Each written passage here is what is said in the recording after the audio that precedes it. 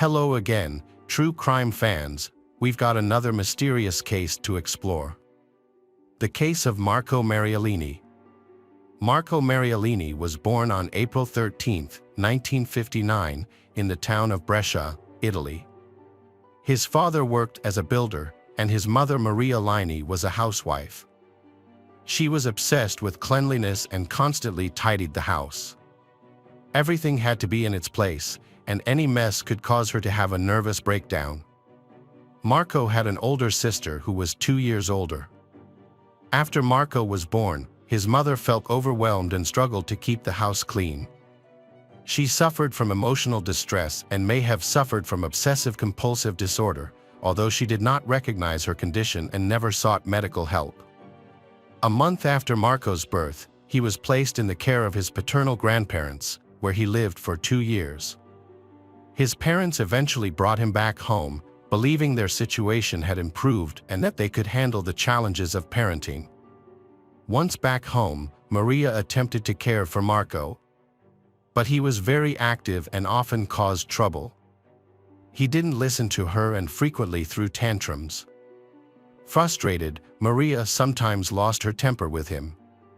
Although Marco's father tried to step in during these conflicts, Maria dismissed his attempts. He is a calm and gentle man who always avoids conflicts with his wife to keep the peace. In the family of Marie, a serious incident occurred. Maria was trying to calm Marco, who was throwing another tantrum for no apparent reason and wouldn't stop. In a moment of frustration, she grabbed him and accidentally threw him out of an open window. Marco fell several floors and miraculously caught on the clotheslines located below, which saved his life. As Marco grew older, he gained weight. He didn't go on diets or actively try to lose weight, but he felt uncomfortable in his larger body. During his teenage years, he began to compare himself to his friends and felt disgusted by any girl who weighed more than he did. Additionally, Marco wanted his girlfriend to have a strong sex drive, equal to his own. However, finding someone who met these criteria was challenging. Most of the girls he met were either too heavy or not up to his standards. Because of this, Marco had a hard time finding a partner until he was 19, when he met Lucia. Marco and Lucia met in 1978. Lucia was short and weighed 100 pounds, and Marco fell in love with her petite figure and sought a close relationship. However, when Lucia first undressed in front of Marco, he was disappointed in her figure. Despite this, Marco continued to date her because he appreciated her calm, modest, and composed demeanor.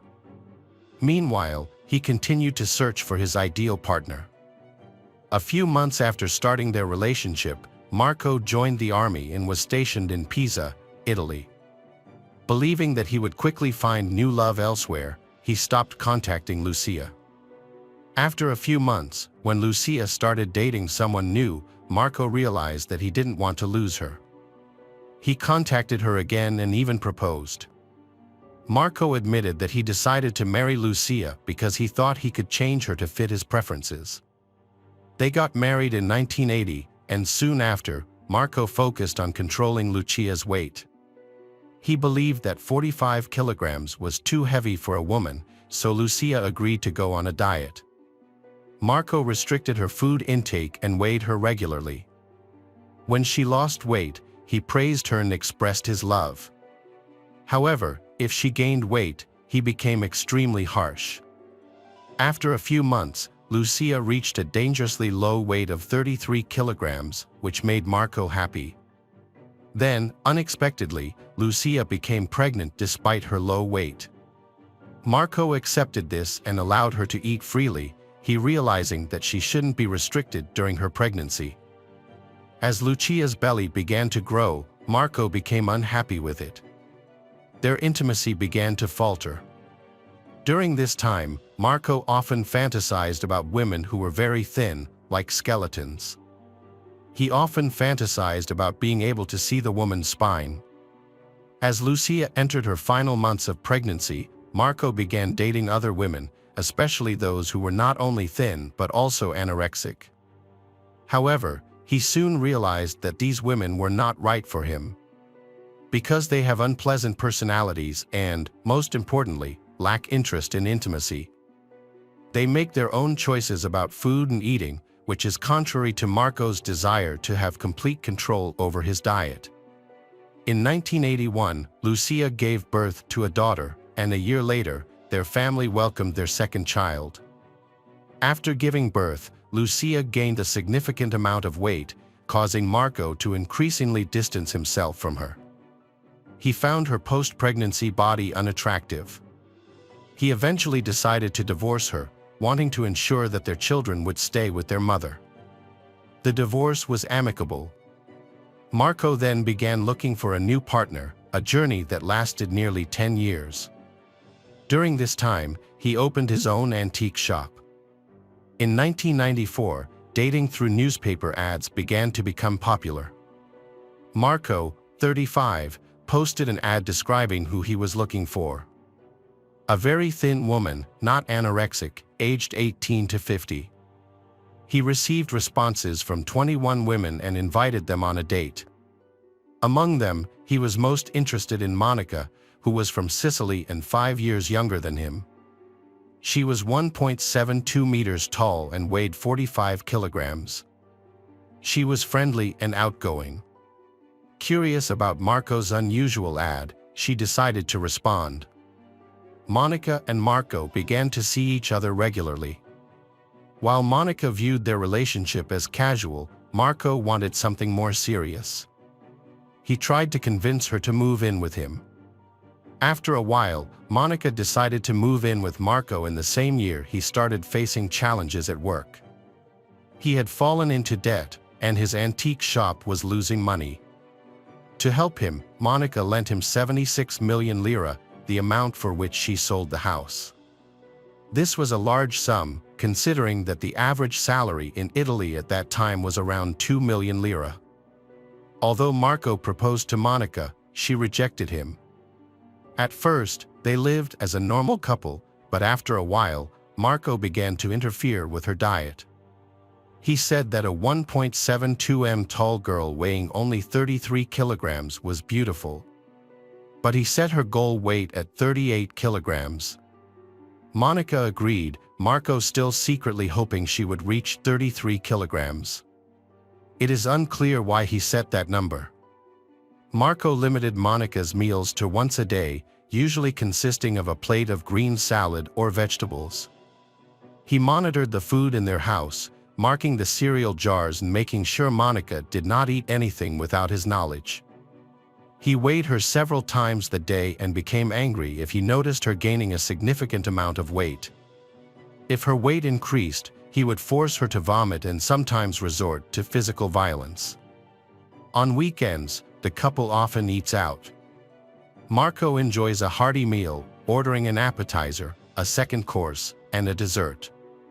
Monica, on the other hand, limits herself to a vegetable salad without dressing or unsweetened green tea. This is her routine, even on holidays.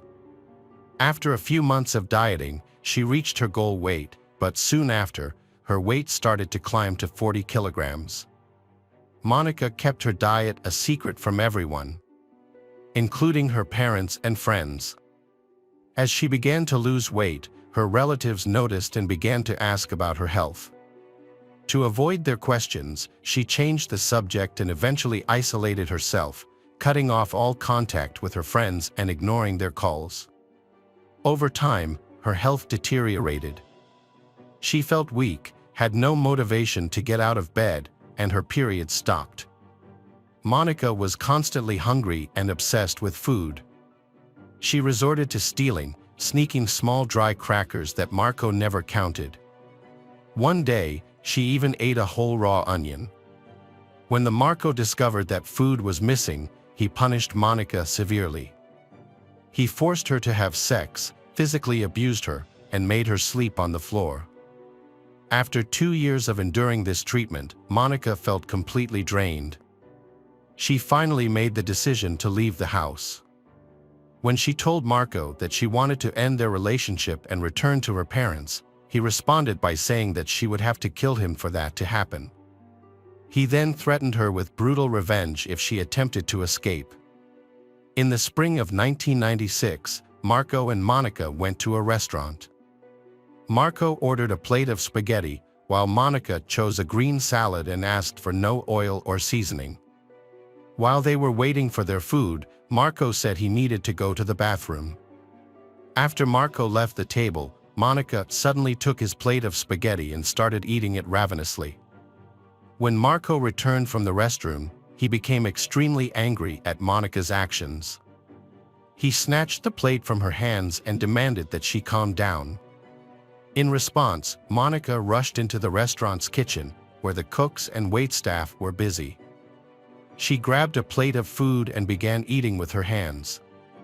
Marco found her there and brought her back to their table. He shouted at her and then slapped her hard across the face.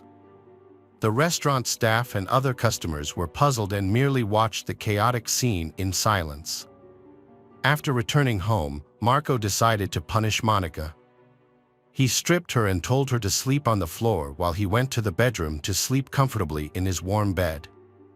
That night, Monica picked up a heavy hammer and attacked Marco while he was sleeping, hitting him on the head before fleeing the house. Hours later, Marco woke up with a severe headache and saw blood near him. Realizing that Monica was gone, he ran to his neighbor, who called an ambulance. Marco was taken to the hospital. Fortunately, he was not seriously injured and recovered fairly quickly. The police arrested Monica and took her into custody. During the interrogation, Marco defended Monica, acknowledging that he had been cruel to her. Marco said that there had been some misunderstandings in their relationship and that they would work things out. At trial, Monica was found guilty and sentenced to 2 years of house arrest. She then moved to her parents' home in Domodossola, a city in northern Italy, 200 kilometers away from Marco's home. During her house arrest, Monica was still able to use a phone. Although she never contacted Marco, he called her regularly. At first, he seemed concerned, showing concern for her well-being. However, over time, his calls became too frequent. During one conversation, Marco confessed that he could not live without her and wanted to see her again. Monica rejected his advances, but he persisted. In 1997, Marco wrote and published his first book, The Anorexia Hunter. The original cover photo that Marco chose featured a healthy, chubby man holding a skinny woman. He based the characters on the American cartoon Popeye the Sailor. However, due to copyright issues, Marco was unable to use the image, so the publisher released the book with a different cover. Marco has publicly stated that the book is an autobiography that reflects his real life. He expressed that he felt deprived of love and care since he was a child. He has a complicated relationship with his mother. Although he hates her, he sometimes feels affection for her. Marco describes his father as a weak and indecisive man. Marco wrote about his relationship with Lucia. In the book, he called Monica Barbara. He discussed the theme of control and power over girls. According to the story, the author killed Barbara. During the book's launch, Marco publicly declared himself a monster who needed to be stopped. An editorial writer who was present at the event found Marco's tone very offensive.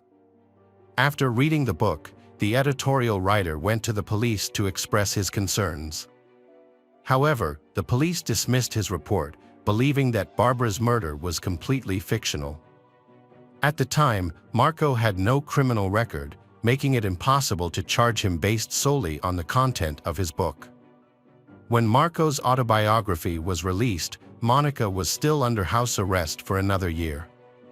Marco sent her a signed copy of his book with the message, "Love and Hate."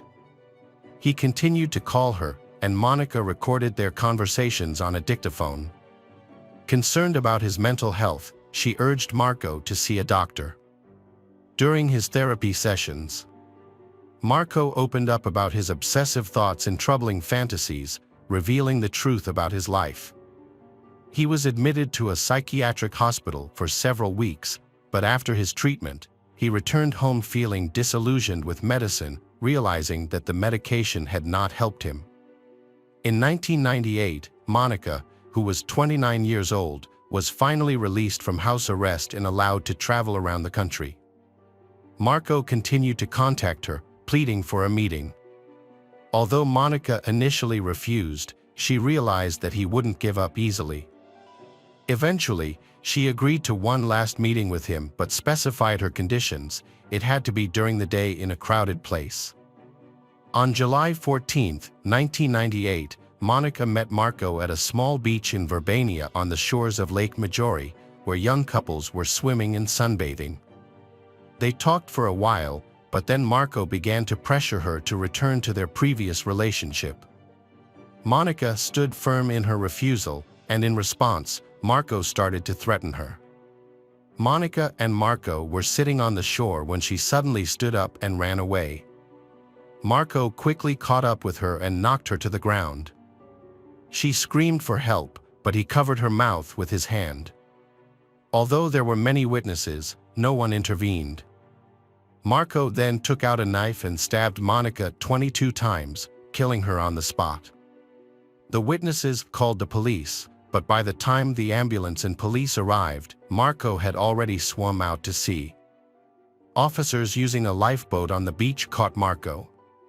During questioning, Marco admitted to his crime, claiming that he had no intention of killing Monica.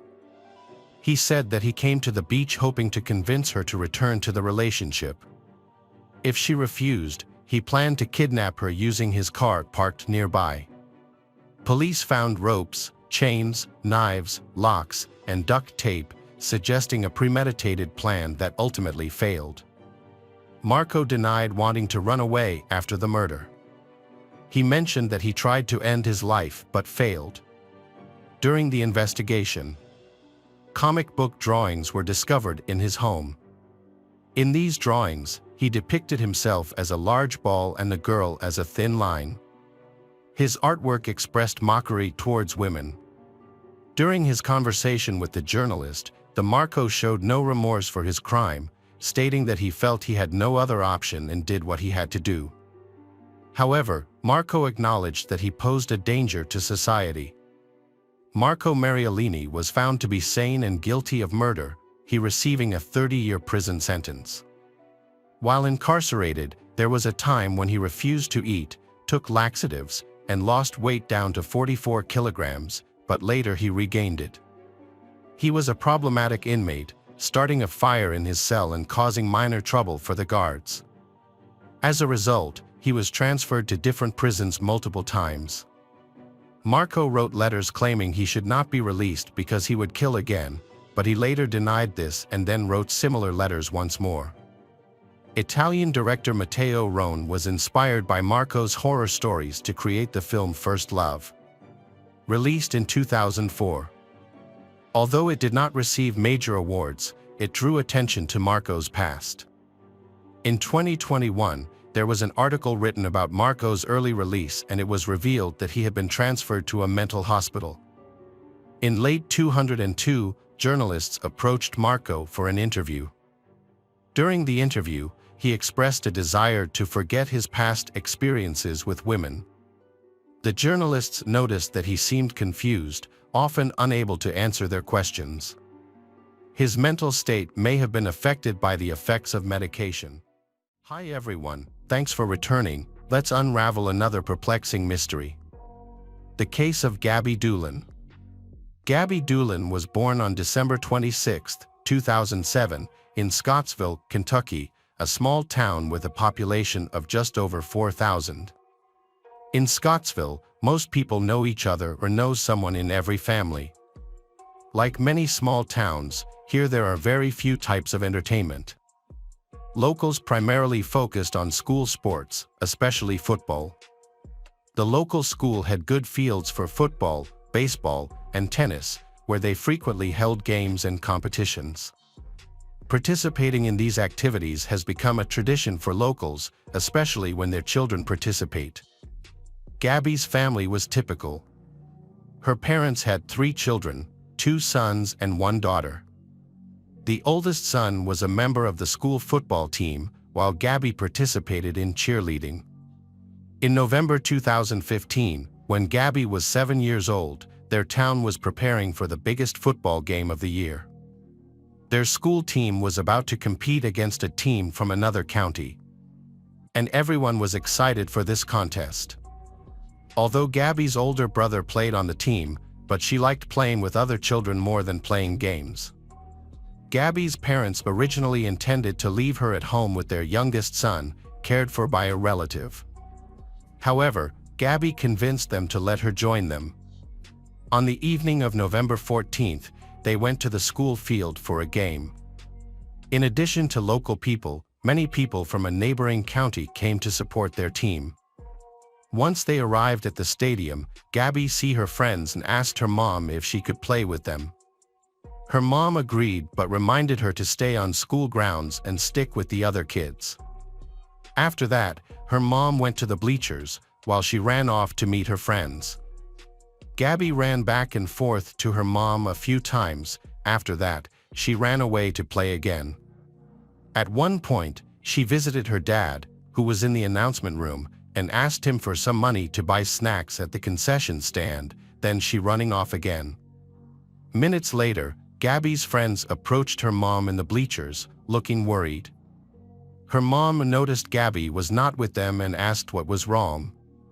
The girls explained they had decided to play hide and seek, and Gabby was to find them.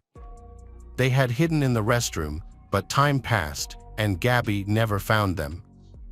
Thinking they had won, the girls left their hiding spot to find Gabby, but she was nowhere to be seen.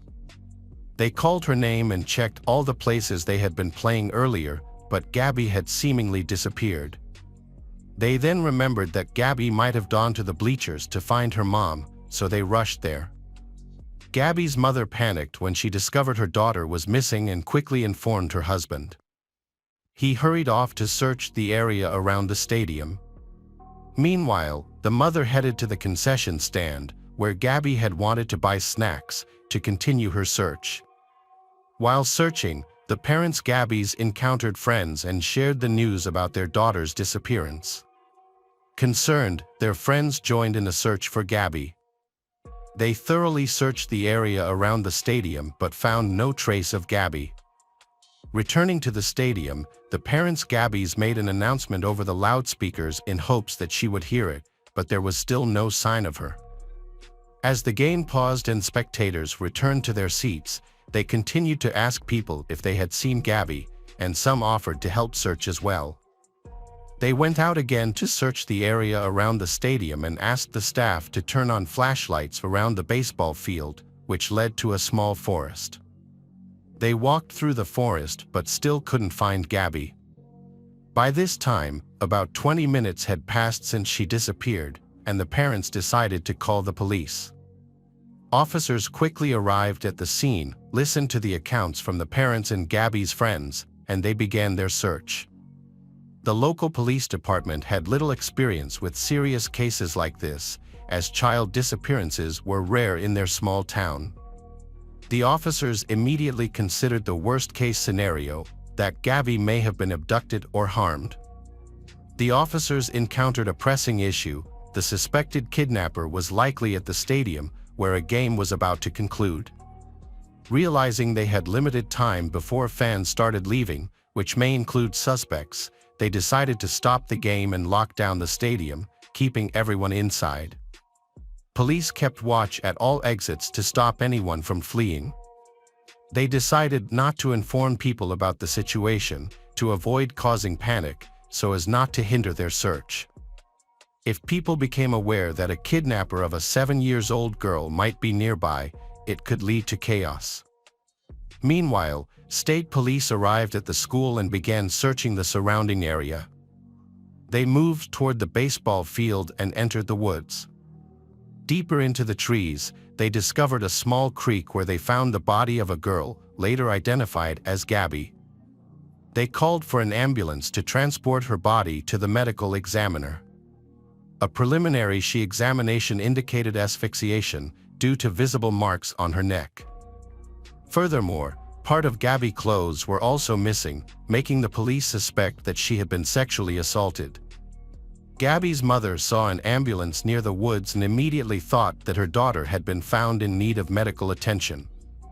She rushed to the scene, but was stopped by the police, who didn't want her to witness the disturbing scene they were dealing with. The police investigation had quickly turned into a murder case, so they decided to relocate everyone from the stadium to the school gym. The investigators suspected that the killer might be among the group, and they needed to identify the perpetrator as soon as possible. The investigators then informed Gabby's parents about the likely circumstances of her death. They inquired if the parents had any suspicions about the person responsible for this heinous act. Specifically, they inquired if anyone had made threats against the family or if the parents had noticed anything unusual. However, Gabby's parents stated they had no idea who could be behind this act. Then, detectives interviewing Gabby's friends to see if they had noticed anything unusual that evening. They asked if anyone had been following or watching them, but the girls didn't remember anything suspicious. Detectives also brought Gabby's friends to the gym and asked them to carefully observe the people present, hoping to trigger their memory. Unfortunately, this effort did not yield any significant leads. The lead detective persisted in his belief that Gabby's friends may have unknowingly seen the kidnapper. He suspected that they might have been hesitant to point him out due to fear. To aid their recall, he encouraged them to remember every detail from that evening. Eventually, one of Gabby's friends mentioned that when she hid from Gabby in the restroom, she saw a man near the door. Although the girl's memory of the man's appearance was limited, she recalled that he was wearing a denim jacket. The police spoke to the ticket vendor, who confirmed seeing a man with a denim jacket draped. The vendor found this person's behavior unusual and suspected he was intoxicated. Although this new information helped, the police still couldn't identify the man. The police started questioning the people who had been at the game. As they did, it became clear why they were all being held there. They grew concerned, particularly for the safety of their children. Despite their fear, they cooperated with the police and answered their questions.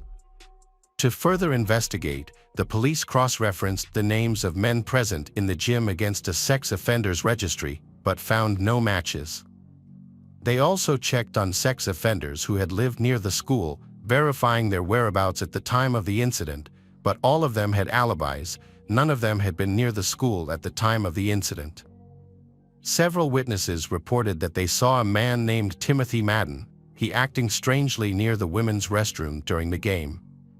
As a local resident, many people were familiar with him, but they stated that his behavior that evening seemed suspicious. According to these witnesses, Madden was wearing a denim jacket, which matches the description provided by one of Gabby's friends who also saw a man near the restroom. A witness who was a distant relative of Timothy reported that during the game, Timothy seemed distracted. Despite his younger son playing on the field, Timothy, who normally showed great interest in his son's sports activities, wasn't paying attention. Several other witnesses also expressed concerns about Timothy's unusual behavior, leading investigators to interrogate him. As night fell, many people had been released from the school. Before speaking with Timothy, investigators sought the local sheriff's opinion. The sheriff, who had known Timothy, doubted he was capable of committing such a crime. Timothy lived with his wife and 5 children. When police went to speak with him, they knocked on his door, and he answered. The officers asked if he knew the reason for their visit, and Timothy stated he was aware of Gabby's murder, but had no involvement in it. The detectives then used a tactic to gather more information. They asked Timothy if he could explain why several eyewitnesses claimed to have recorded him talking to Gabby shortly before her murder, through videos they supposedly provided. However, the detectives had fabricated this information. Their intention was to provoke Timothy into revealing his guilt or new information if he was involved in the crime. Timothy initially claimed he had no knowledge of the events, but he quickly changed his story. He admitted to speaking to Gabby near the stadium that evening. According to Timothy, he had stepped outside to smoke when several girls ran by him. Shortly after, Gabby approached and asked if he had seen her friends, explaining they were playing hide-and-seek and she couldn't find them. Timothy directed her towards their location, and she ran off. The detectives found Timothy's rapid change in story suspicious. Furthermore, his account indicated that he had spoken to Gabby just minutes before her disappearance. Notably, at the time when they met near the stadium, there were no witnesses present, which could have provided Timothy with an opportunity to commit the crime. The detectives then inquired if Timothy could provide a reasonable explanation if his DNA was found on Gabby's body. He replied calmly that he had none. They also requested a DNA sample from Timothy and the clothing he wore at the stadium. Timothy agreed to both requests. However, when handing over his clothing to the police, they discovered suspicious stains on the pants, denim jacket, and underwear that resembled blood. When questioned about the stains, Timothy insisted they were just dirt and denied any wrongdoing. However, the police were skeptical and decided to wait for the DNA analysis results to proceed with an arrest. After several days, the forensic pathologist completed the examination of the victim's body, confirming that Gabby's cause of death was manual strangulation. The pathologist also determined that she had been brutally assaulted. A biological sample of the perpetrator was extracted and sent to the laboratory for further analysis. The day after the murder, something unexpected happened. An anonymous letter arrived at the police station, claiming a suspicious person had been seen at the game. The letter provided a detailed description of the person's car, including the make and license plate number. This allowed investigators to quickly track down the vehicle's owner, who was a student living about 30 minutes from Scottsville. When questioned by the police, the student denied attending the game and knowing about the murder. He claimed to have been at work that evening, and the police were able to verify his alibi. As a result, he was removed from the list of suspects.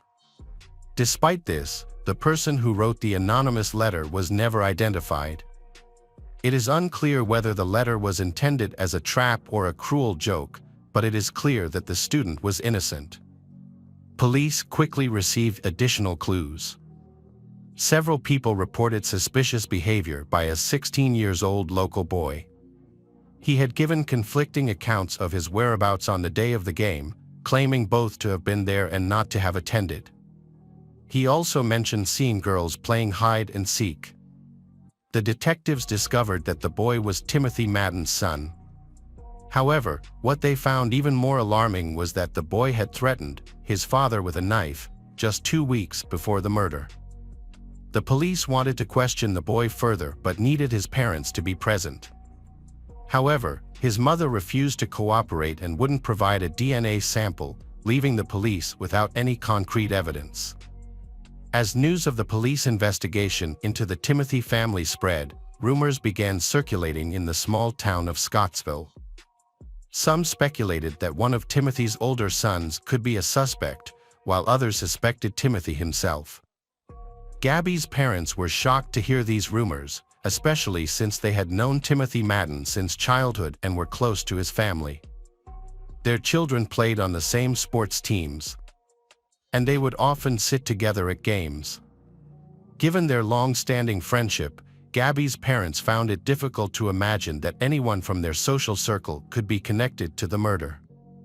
Following the spread of rumors in town, another incident occurred. The 20-year-old eldest son of the Timothy family began sending text messages to the police. He using profanity and issuing threats, insisting police stop bothering his family. He then was promptly arrested for making these threats. Further investigation revealed that there was an outstanding arrest warrant for him in another town, related to allegations of assaulting a minor. During questioning, the young man attributed his behavior to frustration over the accusations against his family. He denied any involvement in the murder, claiming he was at his cousin's house in a neighboring town on the evening in question. He consented to providing a DNA sample, which was then sent to the lab for analysis. On November 20th, 6 days after Gabby's murder, her funeral was held, drawing hundreds of mourners from Scottsville and surrounding towns. Everyone came together to support Gabby's parents, donating to help cover the funeral expenses. Meanwhile, the lab finished analyzing the DNA evidence, comparing it to samples from Timothy and his son. The results were conclusive. The semen on Gabby's body matched Timothy Madden's DNA, and the blood on his clothes matched Gabby's DNA. Detectives attended the funeral and discreetly informed Gabby's parents about things this. At the same time, police officers arrived at Timothy's house and took him into custody. However, Timothy still maintains that he is innocent. He said the blood on his clothes was his own, the result of a scratch from a fence. This contradicted his initial testimony to police, in which he had claimed the stain was mud. With the DNA evidence in hand, the prosecution took the case to court, seeking the death penalty. During trial preparation, Timothy's lawyer maintained his client's innocence. He raised concerns about the reliability of the evidence, citing inconsistencies in the timeline. Specifically, the lawyer argued that Timothy was at the stadium filming a game at the time of the murder. However, Timothy himself had previously told police that he saw Gabby around the same time. The lawyer highlighted that Gabby's body was discovered in a creek, yet when Timothy returned to the stadium, his clothes were dry. Additionally, Timothy's mother, who resided with him, reported that when Timothy came home, he was wearing clean clothes, didn't look troubled, and behaved as usual. However, the prosecution argued that the discovery of Timothy's semen on Gabby's body made all of the defense's arguments meaningless. This evidence firmly established that Timothy was involved in the case. According to police, his account of that evening contained some truth. It is possible that Timothy did leave the stadium during the game and encountered Gabby, who was searching for her friends. Given that Timothy was the father of one of Gabby's friends, she would have been familiar with him. Gabby may have approached Timothy to ask about the whereabouts of the other girls. At this point, Timothy might have concocted a plan, telling Gabby that the girls had gone into the woods behind the baseball field and offered to take her there. Once they were far enough from the school, he could have assaulted and killed her, then go back to the match. The wait for Timothy's trial had been ongoing for 4 years, causing distress for Gabby's family. They were anxious for justice to be served and for the person responsible for the murder to be held accountable. However, the case was slowed down due to many administrative procedures, leaving the family frustrated and having to wait for many years. In 2019, the prosecution and defense started negotiating a plea deal. The prosecution proposed waiving the death penalty if Timothy pleaded guilty and accepted a life sentence. Gabby's parents supported this proposal, as the prolonged wait for the trial was taking a toll on them. They also wanted to avoid the emotional pain of attending multiple hearings. Although Timothy had consistently maintained his innocence, he eventually agreed to the plea deal and confessed. However, the terms of the agreement did not require him to disclose the details of his actions. He only had to admit his guilt. This was unsatisfactory for Gabby's family, as they wanted the perpetrator to take full responsibility for his crimes and provide a complete account of what happened to their daughter. The court hearing became heated, Gabby's father yelling at Timothy and Timothy's relatives shouting at Gabby's family. The judge was forced to intervene, calling a break and separating the parties. Ultimately, Timothy was sentenced to life in a maximum security prison.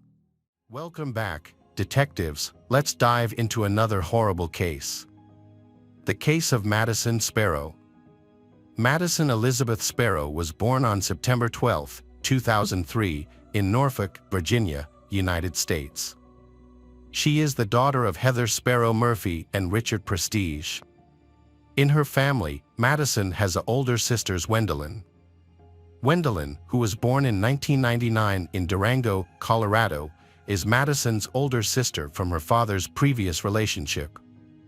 The family later settled in Newark, Newcastle County, Delaware. On October 5, 2010, her family welcomed a new member, baby Molly. Madison loves children and often takes on the role of the eldest in the family, which includes 8 cousins. She enjoys doing things that make people happy and frequently spends time playing with children or participating in entertainment shows such as magic shows. It is easy to catch Madison in a happy moment. Her laughter is contagious, showing her youthful and cheerful spirit. However, Madison can also be thoughtful and dreamy at times. Madison's father said that since she was a child, she has displayed her wisdom through careful observation and reflection before making decisions.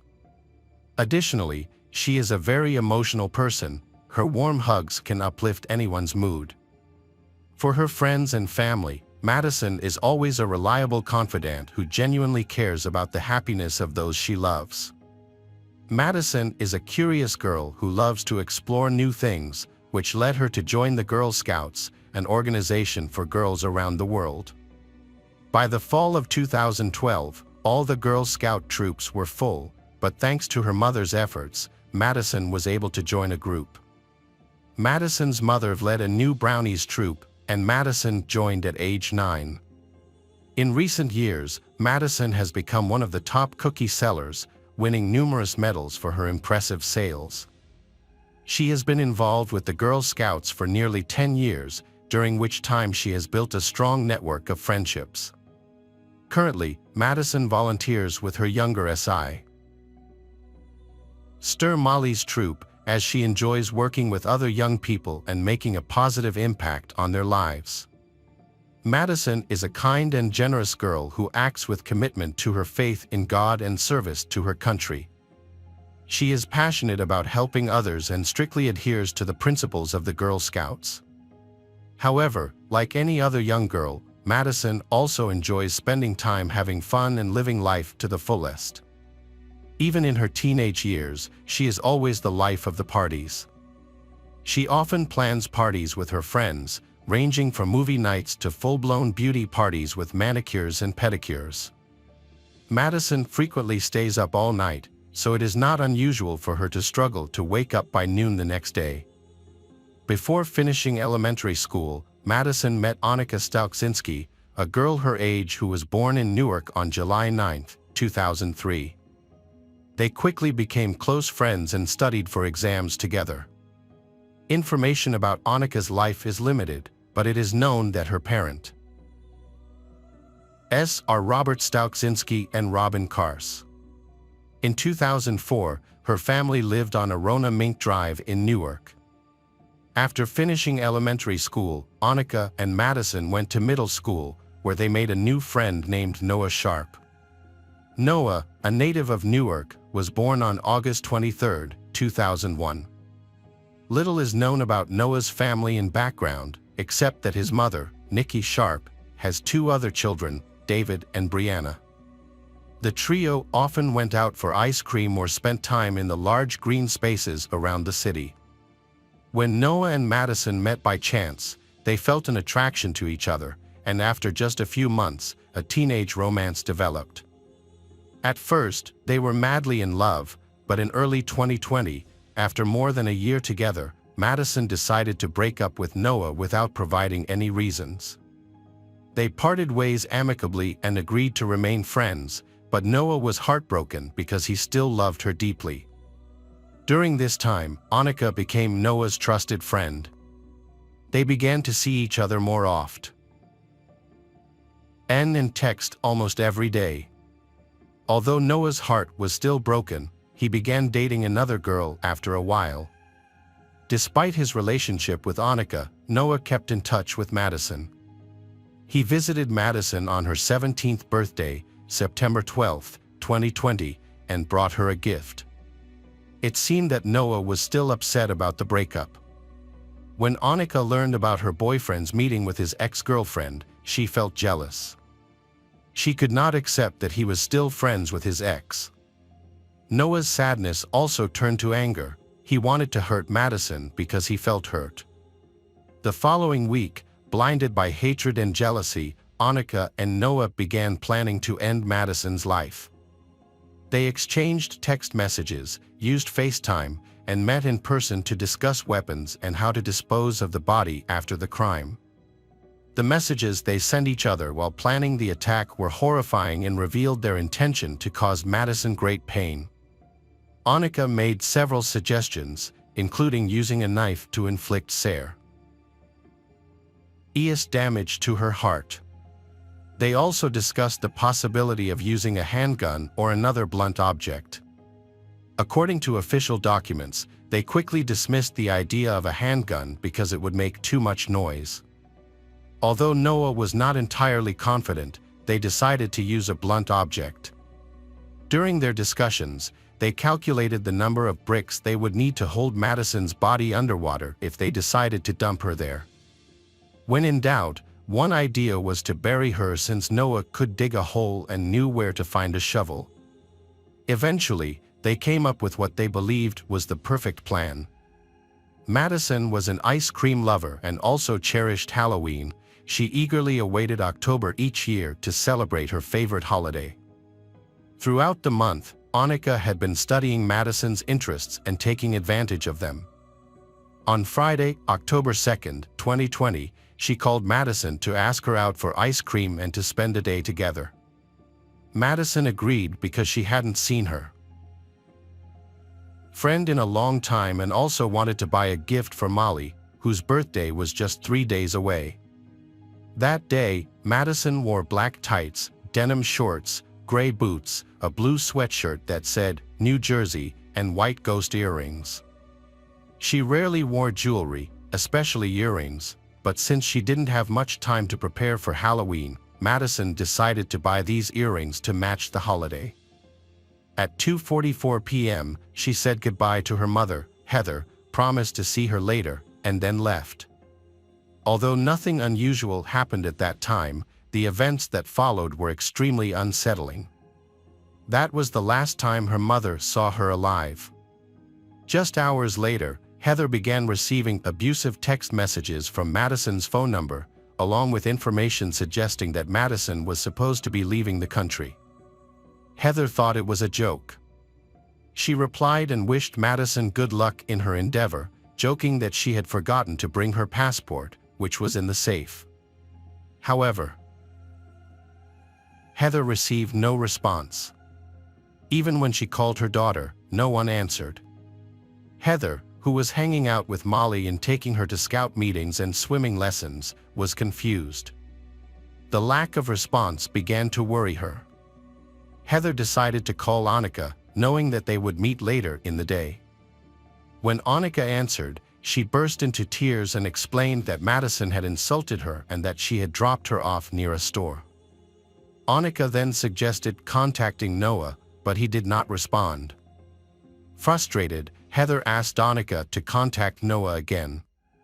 The three of them chatted but did not get any information. Frustrated, Heather decided to go home.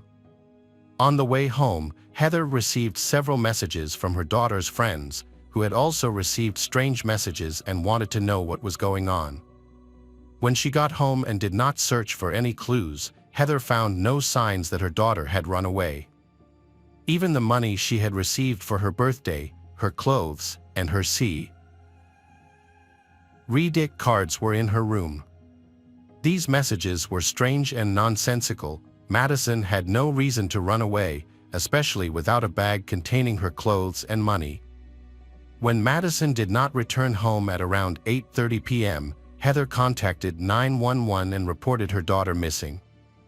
Despite repeated attempts to reach out to people, all her efforts were in vain. After being informed of the situation, Heather's parents traveled from another city to support their daughter.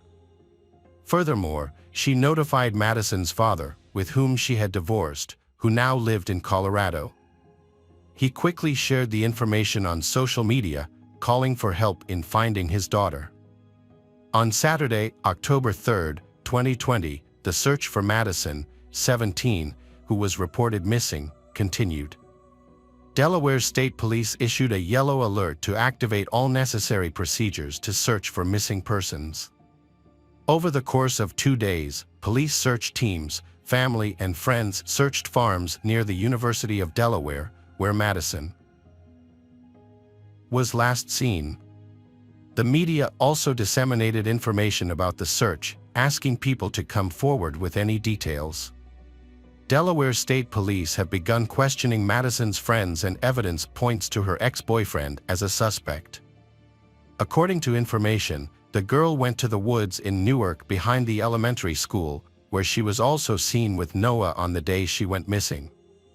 Detectives then detained and questioned him for nearly 9 hours from October 4th to 5th, but he claimed he had no idea what had happened. He eventually confessed to his actions and revealed that Annika was an accomplice. He explained that Annika hated Madison because she was jealous of their relationship. He also shared his deep feelings about breaking up with her. According to Noah's testimony, he drove Madison to the woods behind the elementary school, then hid behind the bushes with an aluminum baseball bat. As Madison happily walked along the trail, he suddenly emerged from his hiding place and hit Madison twice in the head. Noah admitted to putting all his strength into the second blow, adding that it was then that he became enraged after months of losing control over the girl who had broken his heart. Unable to control himself, he continued to strike her body multiple times. After the attack, the two used Annika's car to transport her body to a location near the intersection of I-95 and the Delaware state line, about 15 minutes away from the scene and near a warehouse. Once there, they attempted to drown the body in the river. Unsuccessful, they opted to bury it in a shallow grave they dug in the same location. Armed with detailed information from the suspect, investigators carefully searched the designated area. There, they discovered an aluminum baseball bat used as a weapon, with traces of blood. The crime scene also revealed the victim's clothing, with some items showing evidence of having been burned. The suspect then led law enforcement to a large plot of land near the intersection of I-95 and the Delaware state line, where he and his accomplice had secretly buried the body. On Monday, October 5, 2020, Corporal Heather Piper announced the discovery of Madison's body. The news sent shockwaves through the victim's family, friends, and community. Several days later, on Saturday, October 9th, hundreds gathered at the high school football field to remember and honor Madison. An autopsy revealed that Madison died from blunt force trauma to the head. Experts also found the DNA of Noah and Annika on physical evidence collected at the scene and where the bodies were found. Noah faces charges of first-degree murder, possession of a deadly weapon during the commission of a felony, and first-degree conspiracy. He has been placed in a correctional facility on a $1 million bail. More than a month after the tragic event and after processing the necessary evidence, Annika, 17, was also arrested. She was indicted by a Newcastle County grand jury on charges of first-degree murder, possession of a deadly weapon during the commission of a felony, and first-degree conspiracy. Meanwhile, Madison's family has been struggling. Heather has repeatedly stated that the exact cause of her daughter's death may never be known. Although Noah admitted his guilt to the police, he did not plead guilty in his formal court filing.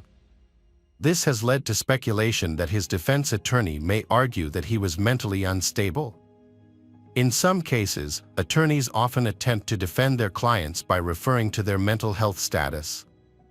Similarly, during a preliminary hearing, Noah's attorney stated that Noah was being treated for schizophrenia and was under the care of a psychiatrist at the time of the murder. Noah's attorney confirmed that he had been injured in Chester County, Pennsylvania, about 3 weeks before the murder. The attorney explained that Noah had suffered memory loss and other problems as a result of the head injury. However, the attorney did not provide specific information about the cause and severity of the injury. In May 2021, Annika pleaded guilty to first-degree murder and first-degree conspiracy. Her attorneys negotiated with prosecutors, and Annika agreed to testify against Noah regarding his intention to kill Madison. Several people close to the victim had reported to the police about alter ego, Noah's alleged alter ego. However, prosecutors argued that Noah himself had disseminated this information, intending to use it at trial later as part of his plan to kill Madison. After 2 years of waiting, the defendant's trial began on October 20, 2022, in Newcastle County. During the proceedings, approximately 30 witnesses were called, primarily by Deputy Attorney General Matt Foley and an assistant prosecutor. The courtroom played hours of video recordings of Noah's interviews with state police detectives. Viewers heard Noah's changing story until he finally confessed. The defense tried to challenge this evidence, arguing that the police had interrogated their client for too long. Attorney Monica Jerome noted that the detectives interfered with the interrogation, directing Noah to say what they wanted and forcing him to say it. However, most people viewed this as a last-ditch effort to justify the murderer in any way possible. The prosecution presented text messages exchanged between Noah and Annika, which they claimed showed that the two had planned the crime. Faced with this evidence, the defense attempted to convince the court that someone else had control of the suspect's device and that he was not the one who contacted Annika. However, the testimonies of Noah's mother and brother contradicted each other several times when they were called to testify. Nikia stated that her son came home on the evening of October 2nd without being wet.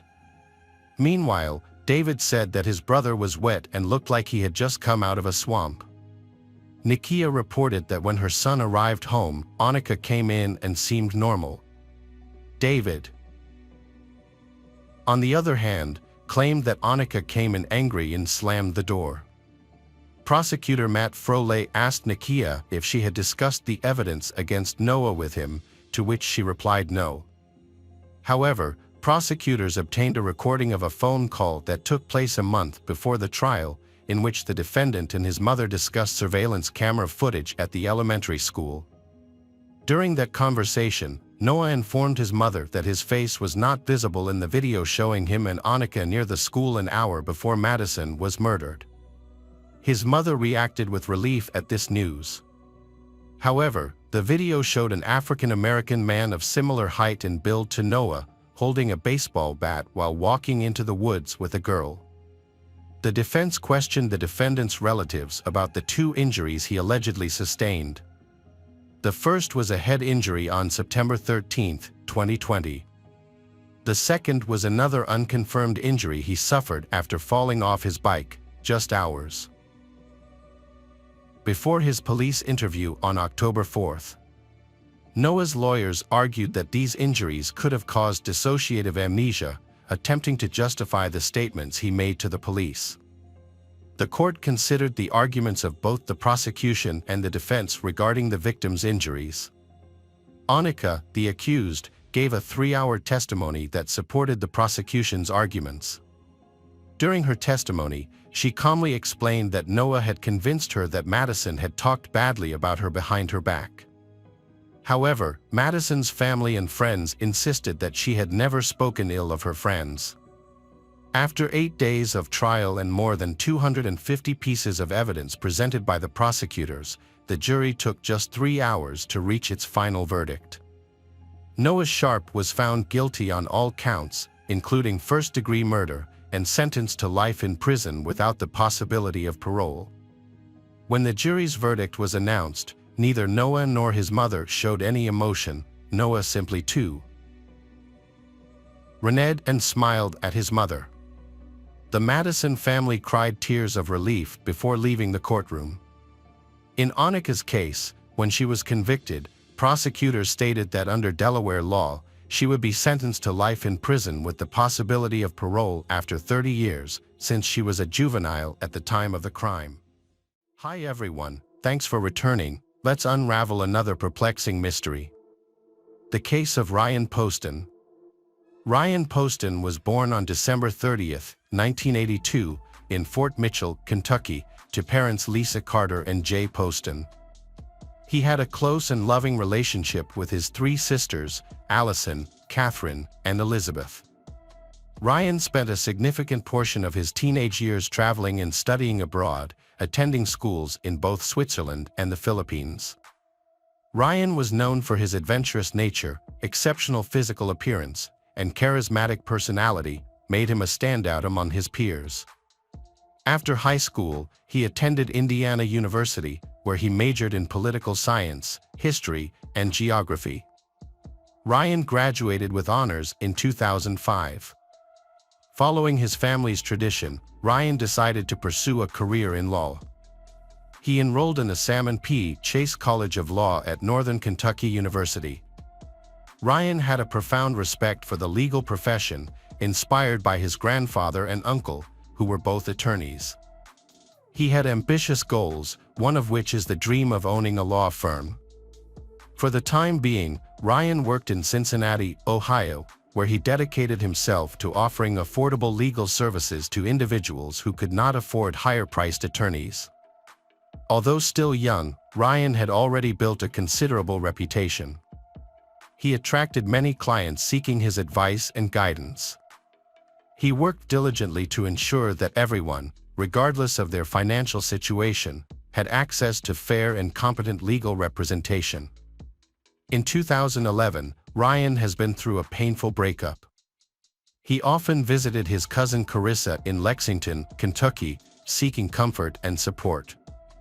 On one of these visits, his life underwent a dramatic change after an encounter with Shayna Michelle Hubers. Originally from Lexington, Kentucky, Shayna was a Southern, and is the epitome of a true Southern girl, known for her extroverted and sociable personality. Her warmth and charm drew people to her. After graduating from high school in 2009 with a full scholarship, she studied psychology at the University of Kentucky. She then pursued her master's degree in psychology at Eastern Kentucky University. Despite their age gap, Ryan, 29, and Shayna, 21, couldn't deny their strong feelings for each other. Whenever Ryan visited his cousin Carissa in Lexington, he ended up spending more time with Shayna, and their connection deepened. As their relationship grew, Shayna began to spend most of her weekends in Highland Heights, Kentucky, where Ryan lived. She'd pack her bags, head to his home, and take care of him, cooking and cleaning for him. As time passed, their feelings grew deeper and deeper. Ryan introduced Shayna to his parents.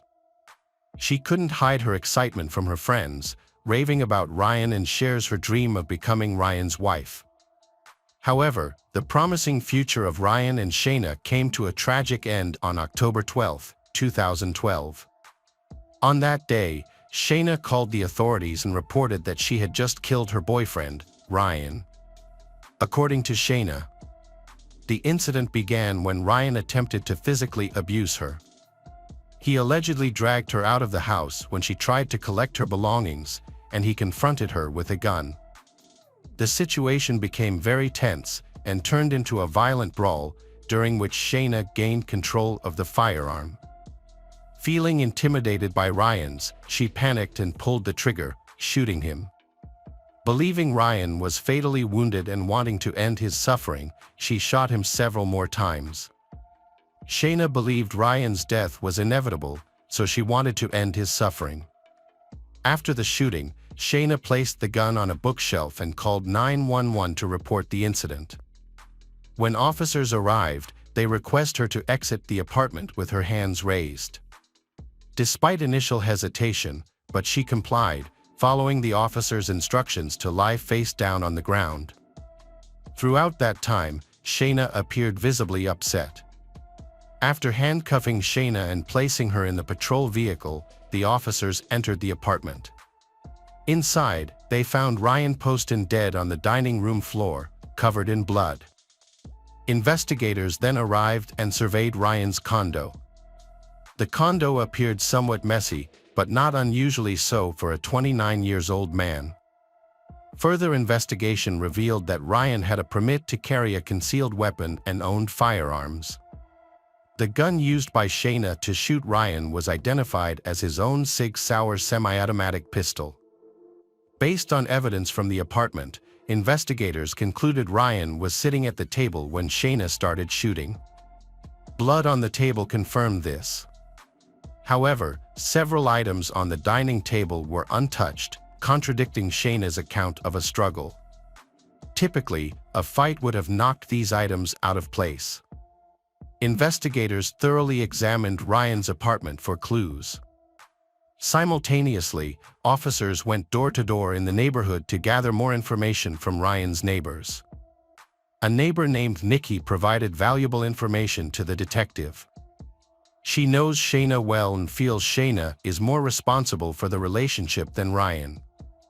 Nikki reported that the couple often had loud arguments that disturbed the neighborhood. Months earlier, Shayna had visited Nikki, crying and expressing her fear of Ryan. Shayna claimed that a violent altercation with Ryan had left her injured, and he threw her down the hallway.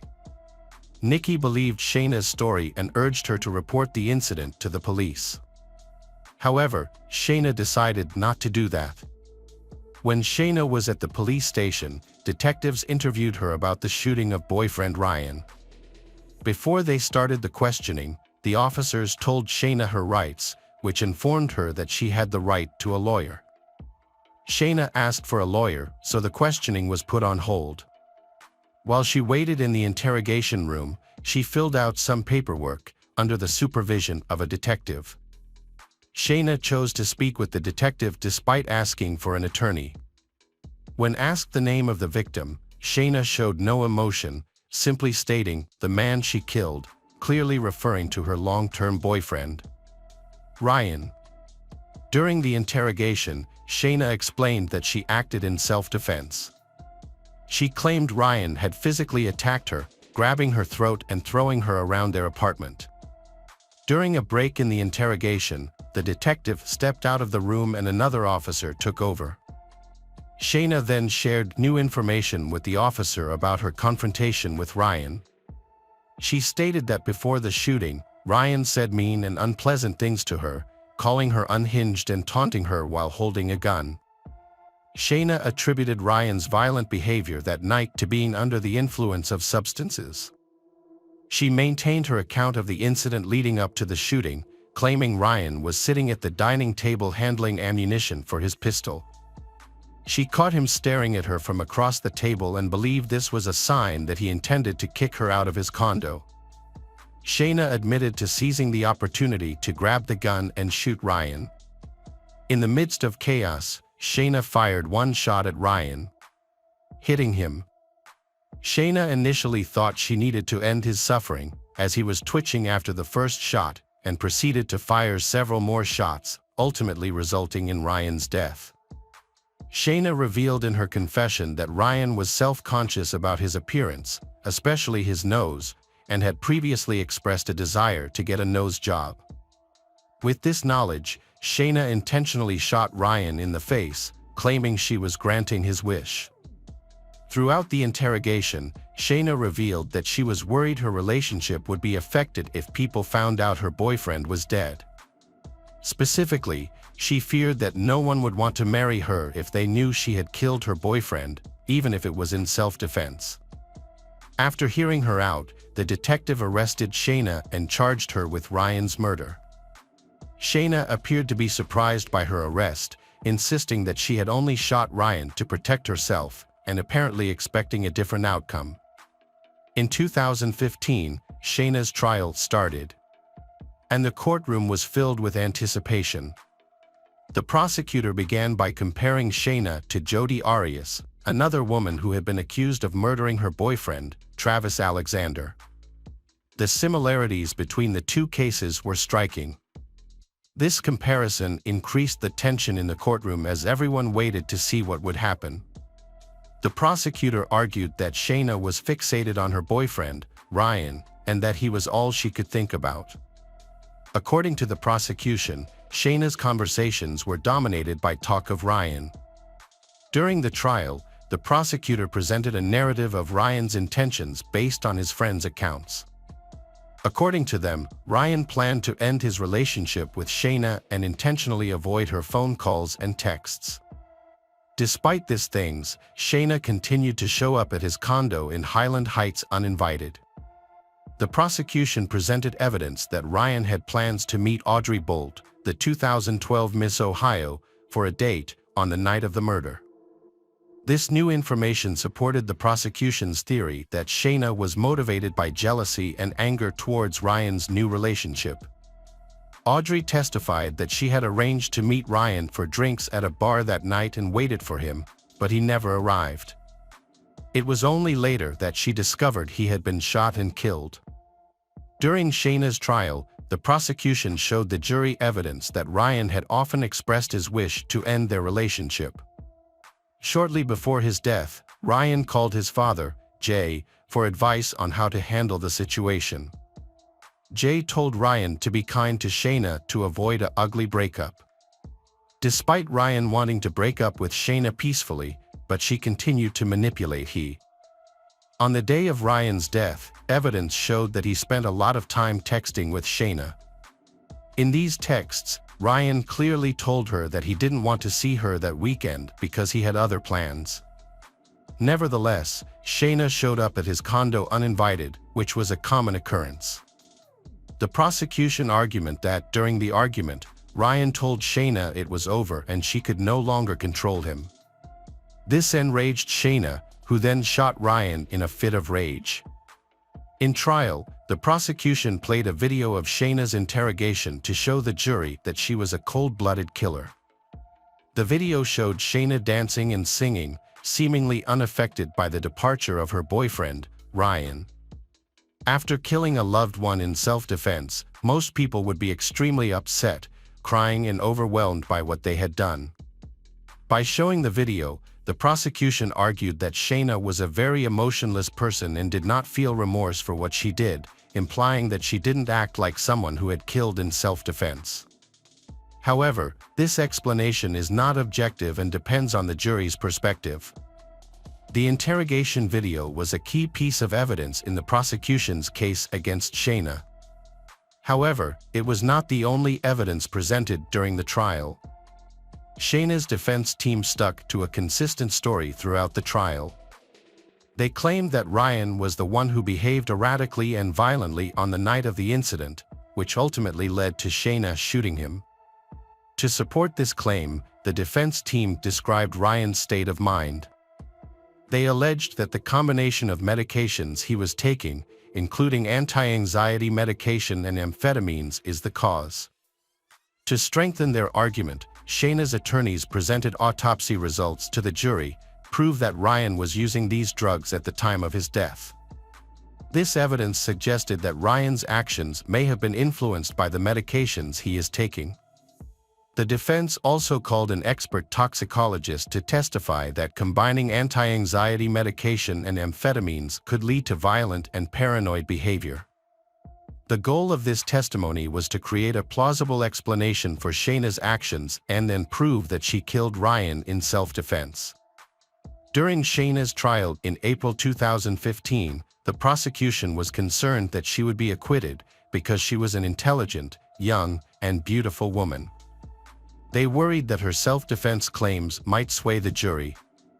However, on April 23, the jury delivered a guilty verdict, convicting Shayna Michelle Hubers of murdering her boyfriend, Ryan Poston. At the sentencing hearing in August 2015, Shayna continued to blame Ryan for his death, which outraged his friends and family. Despite the evidence presented during the trial, Shayna maintained her innocence and refused to take responsibility for her actions. In Kentucky, a defendant who is a victim of domestic violence may be eligible for parole after serving 20% of their sentence. However, the judge did not grant Shayna this reduced parole, citing that she had committed a premeditated murder. Shayna was sentenced to 40 years in prison and will be eligible for parole in 17 years, in 2032, when she is 41 years old. Shayna appealed her sentence and was granted a new trial in August 2016. The appeal was granted because one of the jurors had a felony conviction, which is against Kentucky law, as felons are not allowed to serve on juries. In August 2018, after a 4-month delay, Shayna's second trial began. During opening arguments, Shayna's defense attorney stated that she had made every effort to please Ryan for the entire time they were together, a year and a half. But in the end, their love story encountered problems. According to the defense team, on the first night Shayna and Ryan met, he committed physical and sexual violence against her. This incident had a profound and lasting effect on Shayna, causing her to take several weeks to respond to Ryan's messages afterward. The defense claimed that Shayna's history of trauma began in high school when she was sexually assaulted. This led to her struggling with alcohol addiction and sexual promiscuity for many years. Her defense team argued that this traumatic experience significantly influenced her behavior on the night of the murder. The defense strategy aimed to create a sympathetic of Shayna by sharing her troubled past. They sought to prove that Shayna was not fully in control of her actions on the night of the murder. The defense hoped to show that Shayna's behavior was the result of a mix of factors. These factors included her history of abuse and her toxic relationship with Ryan.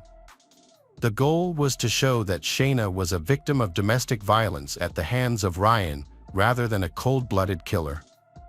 The defense argued that Shayna's actions were not driven by a desire for revenge or financial gain. Instead, they were the result of years of abuse she suffered at the hands of Ryan.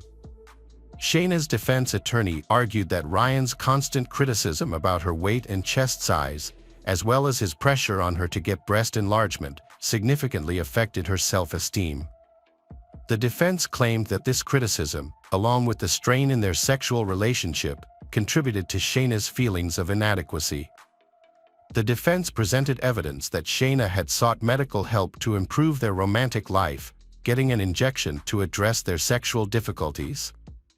However, Ryan's rejection and lack of interest made the problems in their relationship worse, leaving Shayna feeling frustrated and isolated.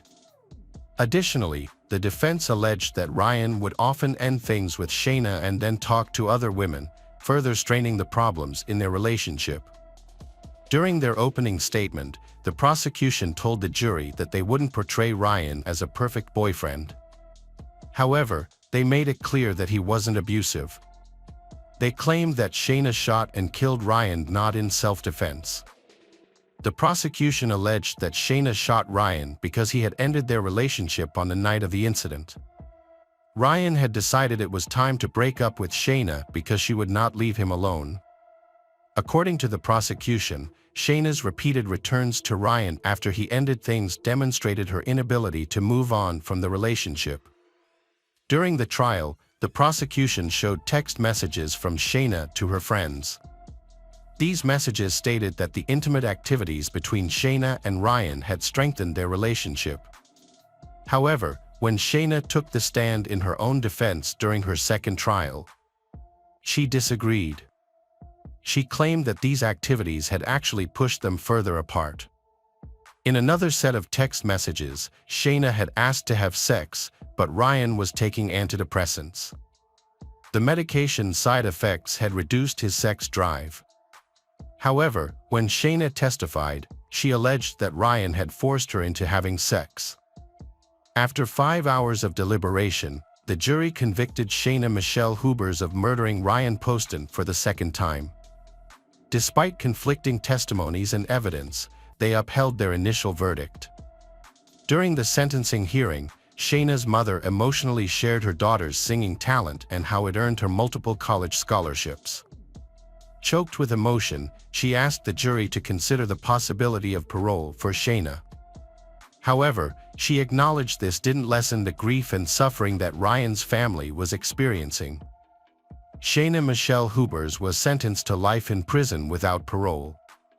She must serve at least 17 years before being considered for parole in 2032. She is serving her sentence at the Kentucky Correctional Institute for Women in Pewee Valley, Kentucky. Hello, crime enthusiasts, are you ready for another chilling investigation? The case of Sean Eckerd. Donna and Samuel Eckerd were a couple who were related before they got married. Both had experienced unsuccessful marriages before and had a total of 6 adult children. After a difficult past, they found peace with each other and decided to move to San Diego, California, to start a new life. There, they rented a spacious house and regularly attended local church activities on weekends. The family was very religious and lived a quiet life without much social interaction. A few years after moving, the family welcomed their first son, Stanley, and 2 years later, their second son, Sean. Donna devoted all her time to taking care of the house and raising the 2 children, so the boys grew up surrounded by love and care. Both attended a good local school. On weekends, the family participated in church activities. As adults, the 2 children left their parents to start their own family's across the country. However, the Eckerd family still maintained a close relationship. They often contacted each other, called each other, and spent all their holidays together. Sean was a cheerful and easygoing boy. He was attractive, intelligent, and a good listener, so he made friends easily. In contrast, Stanley was a bit shy and found socializing difficult. He was often reserved about new things and had trouble communicating with his younger brother. Despite their different personalities, the 2 brothers were very close and cared for each other. They had the same group of friends and were always ready to help one another. Both were well-behaved and good at studying. The relationship between Sean and Stanley was very good. They trusted each other and often joked happily. Their parents also supported this relationship. In the family, mutual respect was highly valued. Donna and Samuel raised their children in the faith and the law of God from an early age. The Eckerd family lived quietly. Vs.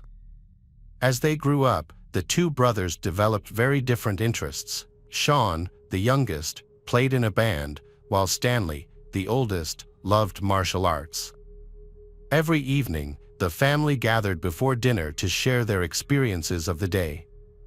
Sean was usually the first to tell a story, and stories about music, friends, and his future plans took up most of the time. Everyone listened attentively to Sean. Stanley, on the other hand, had few opportunities to share and did not feel like he had much to say. He had no big plans for the future, nor interesting stories or experiences with friends to hold attention. So Stanley often listened quietly to his younger brother's stories. One evening, Sean told his family about Mary Jane, his new neighbor. She was a beautiful young woman with bright brown eyes and long blonde hair.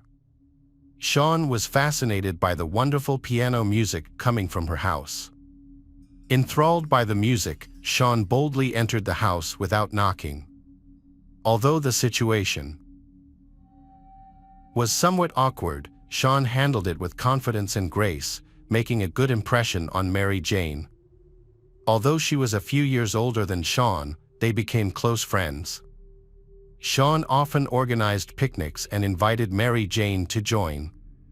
They went on many walks together, visiting parks and observatories. However, their budding romance was interrupted by the difficulties of adult life. The Eckerd family received news that Donna, Sean's mother, was seriously ill. Sean's parents tried to consider the interests of everyone in the family when making a decision, but this completely changed their lives. Although Sean did not want to leave his hometown, friends, and Mary Jane, he was forced to accept his parents' decision.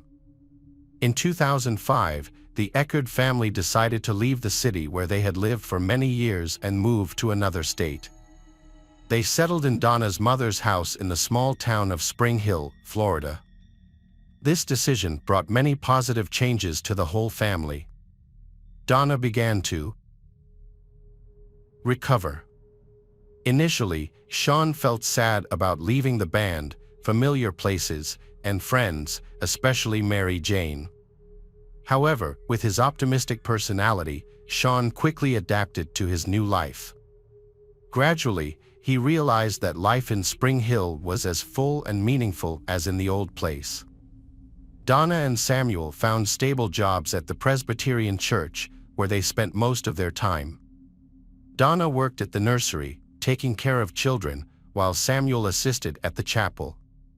Gradually, the two brothers regained their close relationship and made friends at their new school. Their lives seemed to be reborn in this new environment. Sean continued to join the school band, while Stanley attended a martial arts school near his new home. Despite his busy life, Sean could not stop thinking about Mary Jane. Every night after school, Sean would stay in his room and talk on the phone for hours. The conversations always ended with Sean promising to meet his girlfriend again. He promised to visit her as soon as his parents allowed it. While Sean kept his first love in his heart, his older brother Stanley tried to assert himself in the family. Stanley had a quiet and humble personality and seemed to receive little attention from his parents. In order to attract attention, he made many wrong decisions, which had serious consequences for the whole family. In May 2006, he informed his parents of his intention to drop out of school to pursue a martial arts career and open a martial arts club.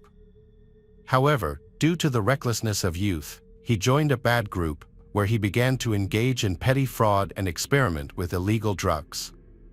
By 2007, bad relationships led to Stanley's arrest for theft and fraud. The news of his eldest son's wrongdoing shocked Donna, causing her to be hospitalized for a heart attack. Fortunately, the situation was quickly resolved with the help of a lawyer. This lawyer skillfully defended Stanley by pointing out the lack of direct evidence, helping him to be quickly released and receive only a suspended sentence. This incident left Stanley extremely scared, feeling guilty, hoping for sympathy and acceptance from his family. Meanwhile, after experiencing the terrifying events that happened to Stanley, Sean did not tell his parents about his decision. During the summer vacation, he worked as a waiter to save money. He then left a note for his mother, informing her that he was going to California to meet Mary Jane. The 2-day bus ride to Sean's lover seemed endless. The scenery changed, day turned to night, and Sean looked forward to meeting Mary Jane at the final destination. When the bus stopped, Sean eagerly ran to her, having seen her radiant face and long hair through the window. They spent the happiest days together, going on picnics like in high school. For the first time, Sean expressed his love to Mary, and she returned his feelings. After a walk, Sean and Mary Jane sat down on a bench. Suddenly, Sean felt dizzy, his vision went black, and he fainted. He was rushed to the hospital, his health rapidly deteriorating. Mary Jane contacted Sean's sister, Jennifer, who hurried to California. Doctors determined that the cause of Sean's rapid deterioration was a tick-borne disease. The disease developed suddenly and rapidly, causing many complications, including encephalitis. A grueling battle to save Sean's life began, with doctors working tirelessly for a long time to bring him back to health. After more than a month in a coma and 6 months of rehabilitation, Sean was saved. His recovery was arduous. It was surprising that a small tick bite during a summer walk could cause such a serious illness. Jennifer took her brother back to Florida for further treatment and long-term recovery. Mary Jane was forced to stay behind, only able to communicate with her boyfriend by phone. Despite the hardships and unexpected illness, these events brought the Eckerd family closer together. Donna did her best to help her beloved son Sean overcome his serious illness. She closely monitored his diet and exercise regimen. This devoted care helped Sean recover completely, but also caused Stanley to gradually harbor resentment and jealousy. After recovering, Sean continued his music studies and graduated in 2009. He dreamed of introducing Mary Jane, his favorite, to his family. However, this plan did not work out. Instead, Stanley introduced his younger brother to Samantha Rowe. Samantha, a native of Florida, quickly became friends with the two brothers. Stanley was fond of her and sympathetic towards her, while she was attracted to Sean's cheerful and outgoing personality. For a while, Stanley actively pursued Samantha, and she reciprocated his interest. They had a few romantic dates, ending in passionate kisses. Stanley was very happy, but Samantha, despite accepting his advances, could not stop thinking about Sean. Samantha wrote Sean a text message expressing her emotional and inviting him to go for a walk. Sean agreed, and the wife spent the evening walking along the river, talking about Stanley and Mary Jane. Sean had no intention of winning Samantha over because he already had a girlfriend. After being rejected, Samantha sent Stanley a text message, falsely claiming that Sean had met her and confessed that he liked her. Stanley was very angry. That night, he went up to Sean's room and they talked. At first, they spoke quietly, then argued loudly, and finally fell completely silent. The parents did not intervene in the quarrel between the two brothers because they were used to it. It was the mother who first discovered Sean missing when he did not answer the phone. The night before, Stanley had explained to his mother that Sean had left after an argument. After 2 days of searching, the police received an unusual call from Sean's sister, Jennifer. In the call, they heard only a woman's screams and a man's moans in the background. After being asked repeatedly to calm down, Jennifer finally spoke clearly to the police. She was still screaming for help and reported that her brother Stanley had killed Sean. She said that Stanley was in the house talking to his mother and that Stanley's father, Samuel, was lying next to Sean's body. She pleaded for immediate help. The police arrived at the crime scene and found a horrific sight in the backyard. Samuel was on his knees, his hands full as he tried to pull his son's body from the wet ground. He screamed and wiped the dirt off Sean. The once peaceful neighborhood, with its beautiful lawns where the two brothers often waved to neighbors, had now become the scene of a tragedy. The Eckerd family, who had happily raised 2 sons, now faced terrible grief. One son was dead, and the other was under arrest. Stanley was arrested on suspicion of murder. During his initial interview, he claimed he had no intention of killing his brother. In a fit of rage, Stanley had hit Sean in the head, causing him to fall and die. After realizing his brother was dead, Stanley White tied up the body and buried it in the backyard. During the investigation, Stanley said, "I buried him. After all, that's what you do with dead people." This statement sounded cold and emotionless, more like the words of a serial killer than those of a loving brother. To justify his actions, Stanley said that he did it for his mother, he wanting to protect her from the shock of hearing about Sean's death. Stanley planned to move and rebury his younger brother's body after their parents died. During the interrogation, Stanley displayed many different emotions. At times he cried, confessed, and showed remorse, claiming it was an accident. But at other times, he showed hatred and spoke harshly about Sean. He blamed his younger brother for all his troubles and admitted that Sean had won the competition for the love of their mother and Samantha. On the day of the incident, Stanley was charged with second-degree murder and held without bail. 2 days later, Dr. Barbara Wolfe performed an autopsy on Sean and submitted the forensic report to the court. The results showed that the victim had bruises under the skin and rope marks on his neck, indicating that he had been compressed, causing difficulty breathing. The cause of death was determined to be blunt force trauma to the head and asphyxiation. Assistant State Attorney Pete McGough investigated the case thoroughly. On February 25, 2011, the first hearing took place, with District Judge Stephen Rushing presiding. Stanley's parents, Donna and Samuel Eckerd, sat in the second row, crying as they watched their eldest son being led into the courtroom. On April 9, 2013, Stanley Eckerd's trial began in the Hernando courthouse, with District Judge Anthony Taddy presiding. Attorney Alan Hunter represented the defendant, and Pete McGough was the prosecutor.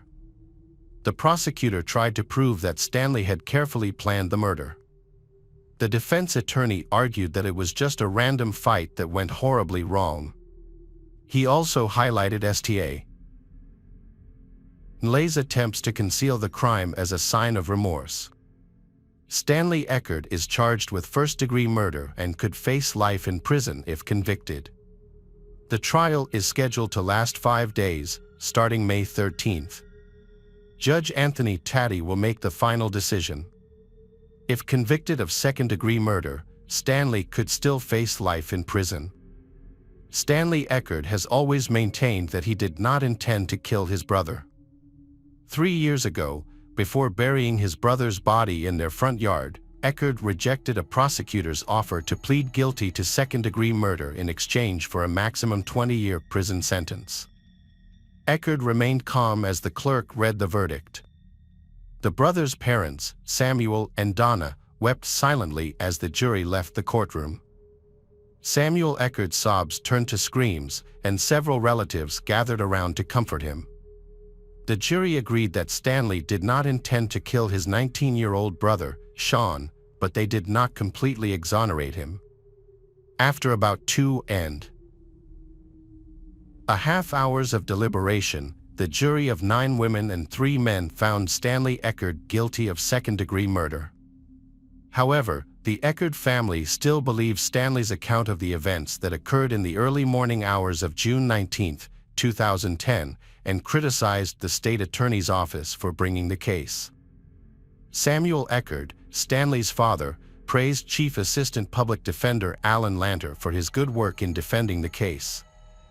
The family questioned the appropriateness of the verdict and appealed, but their appeal was denied.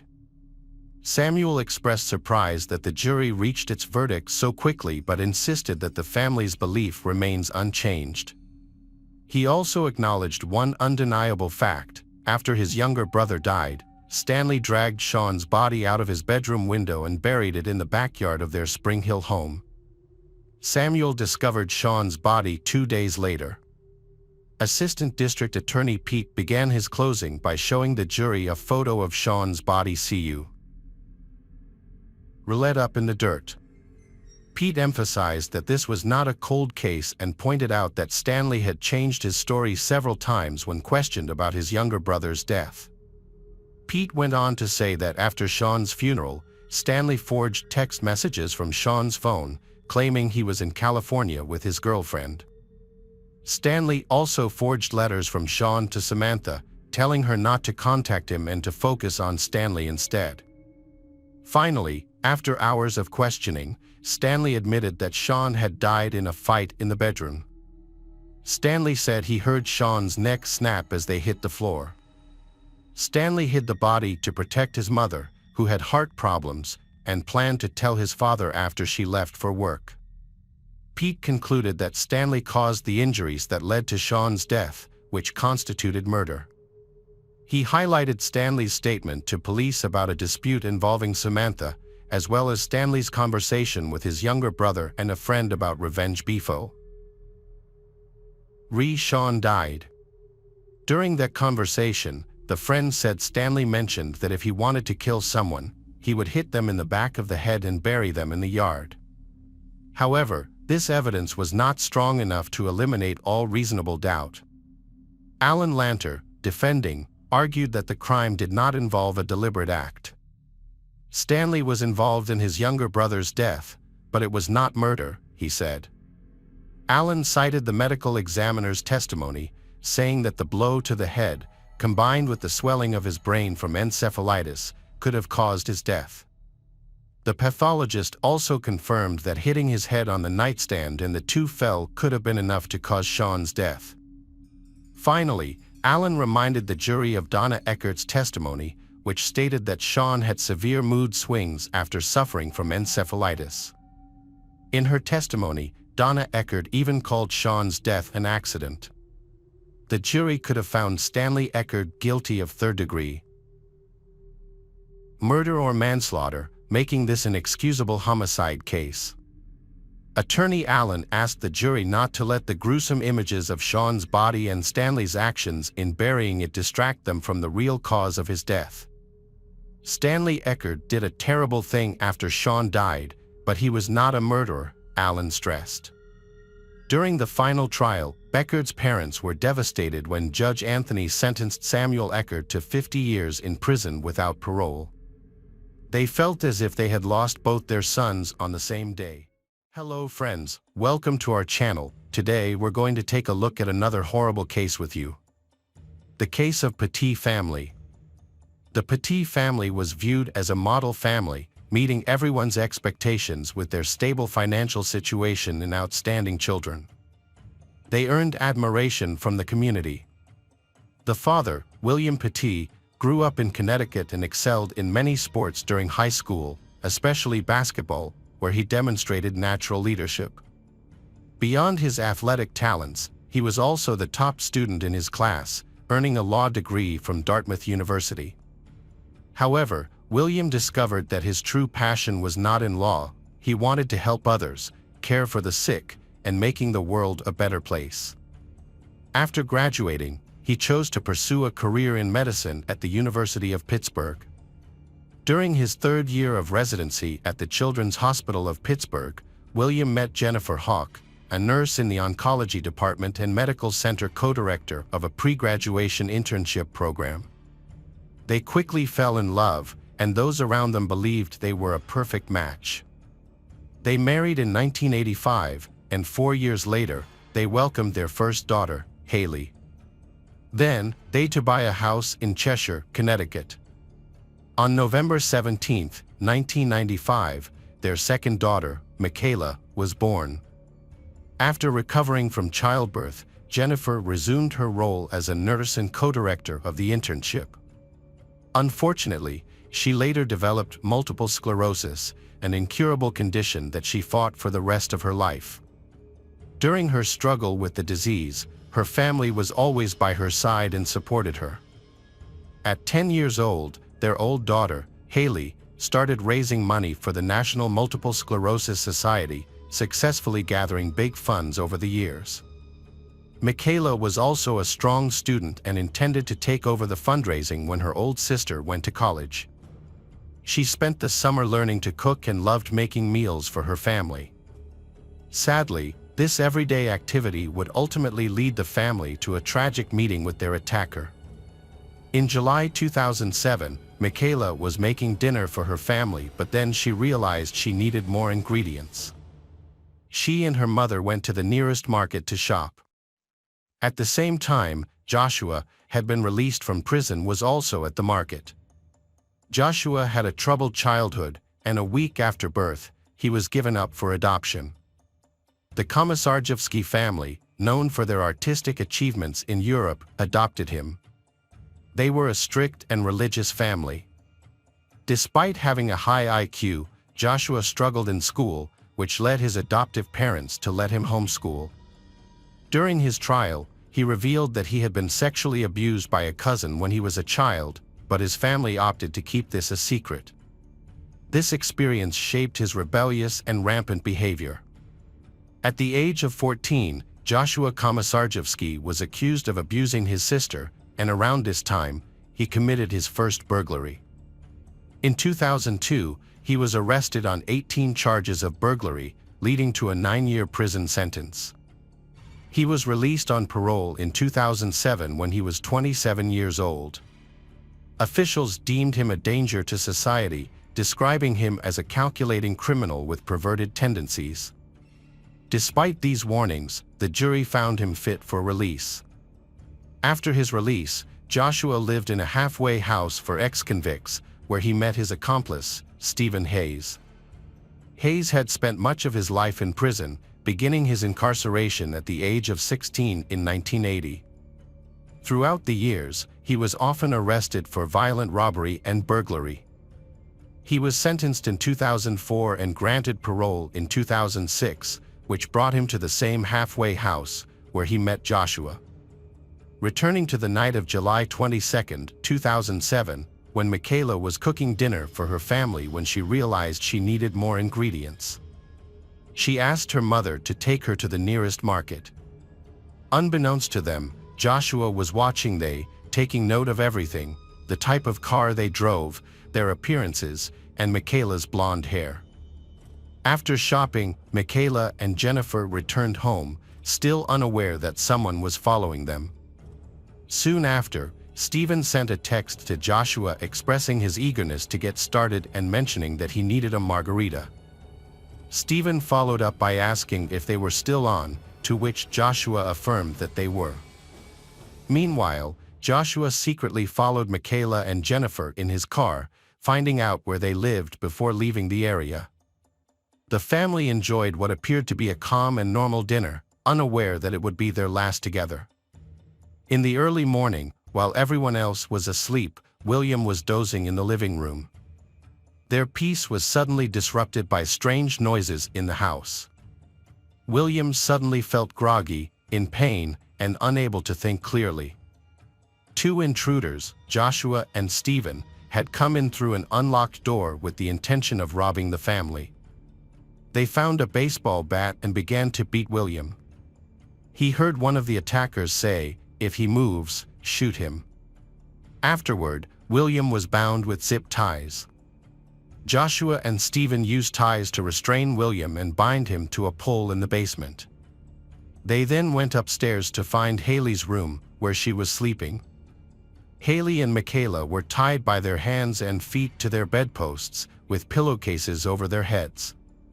Meanwhile, in the master bedroom, Jennifer was also asleep.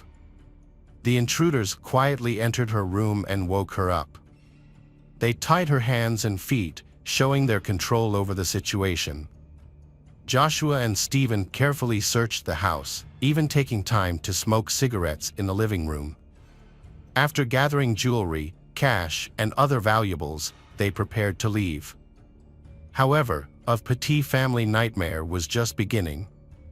After selling the stolen items at a pawn shop and realizing they hadn't made as much money as they hoped, Joshua and Stephen, driven by greed, decided to return to the house. They discovered a check register containing $40,000 and plotted to steal $155,000. Before going back, they also filled a couple of gasoline cans, as captured by surveillance cameras. Once back at the house, they threatened Jennifer, saying they would kill her entire family if she didn't help them. Fearing for family's safety, Jennifer reluctantly agreed to go with Stephen to the bank the next morning. Meanwhile, Joshua exploited Jennifer's absence, he entering Michaela's room, untying her, and attempting to undress her. He took photos with his cell phone and assaulted her, recording the act. Afterward, he took her to the bathroom to clean her, ensuring no DNA evidence was left behind. He then ordered her to put her pajamas back on and tied her up again. Evidence of Joshua's assault on Michaela was found during her autopsy, where state medical examiner Dr. Wayne Carver discovered his DNA in her body. At the bank, everything seemed normal, but Stephen did not notice Jennifer's actions while they waited in line.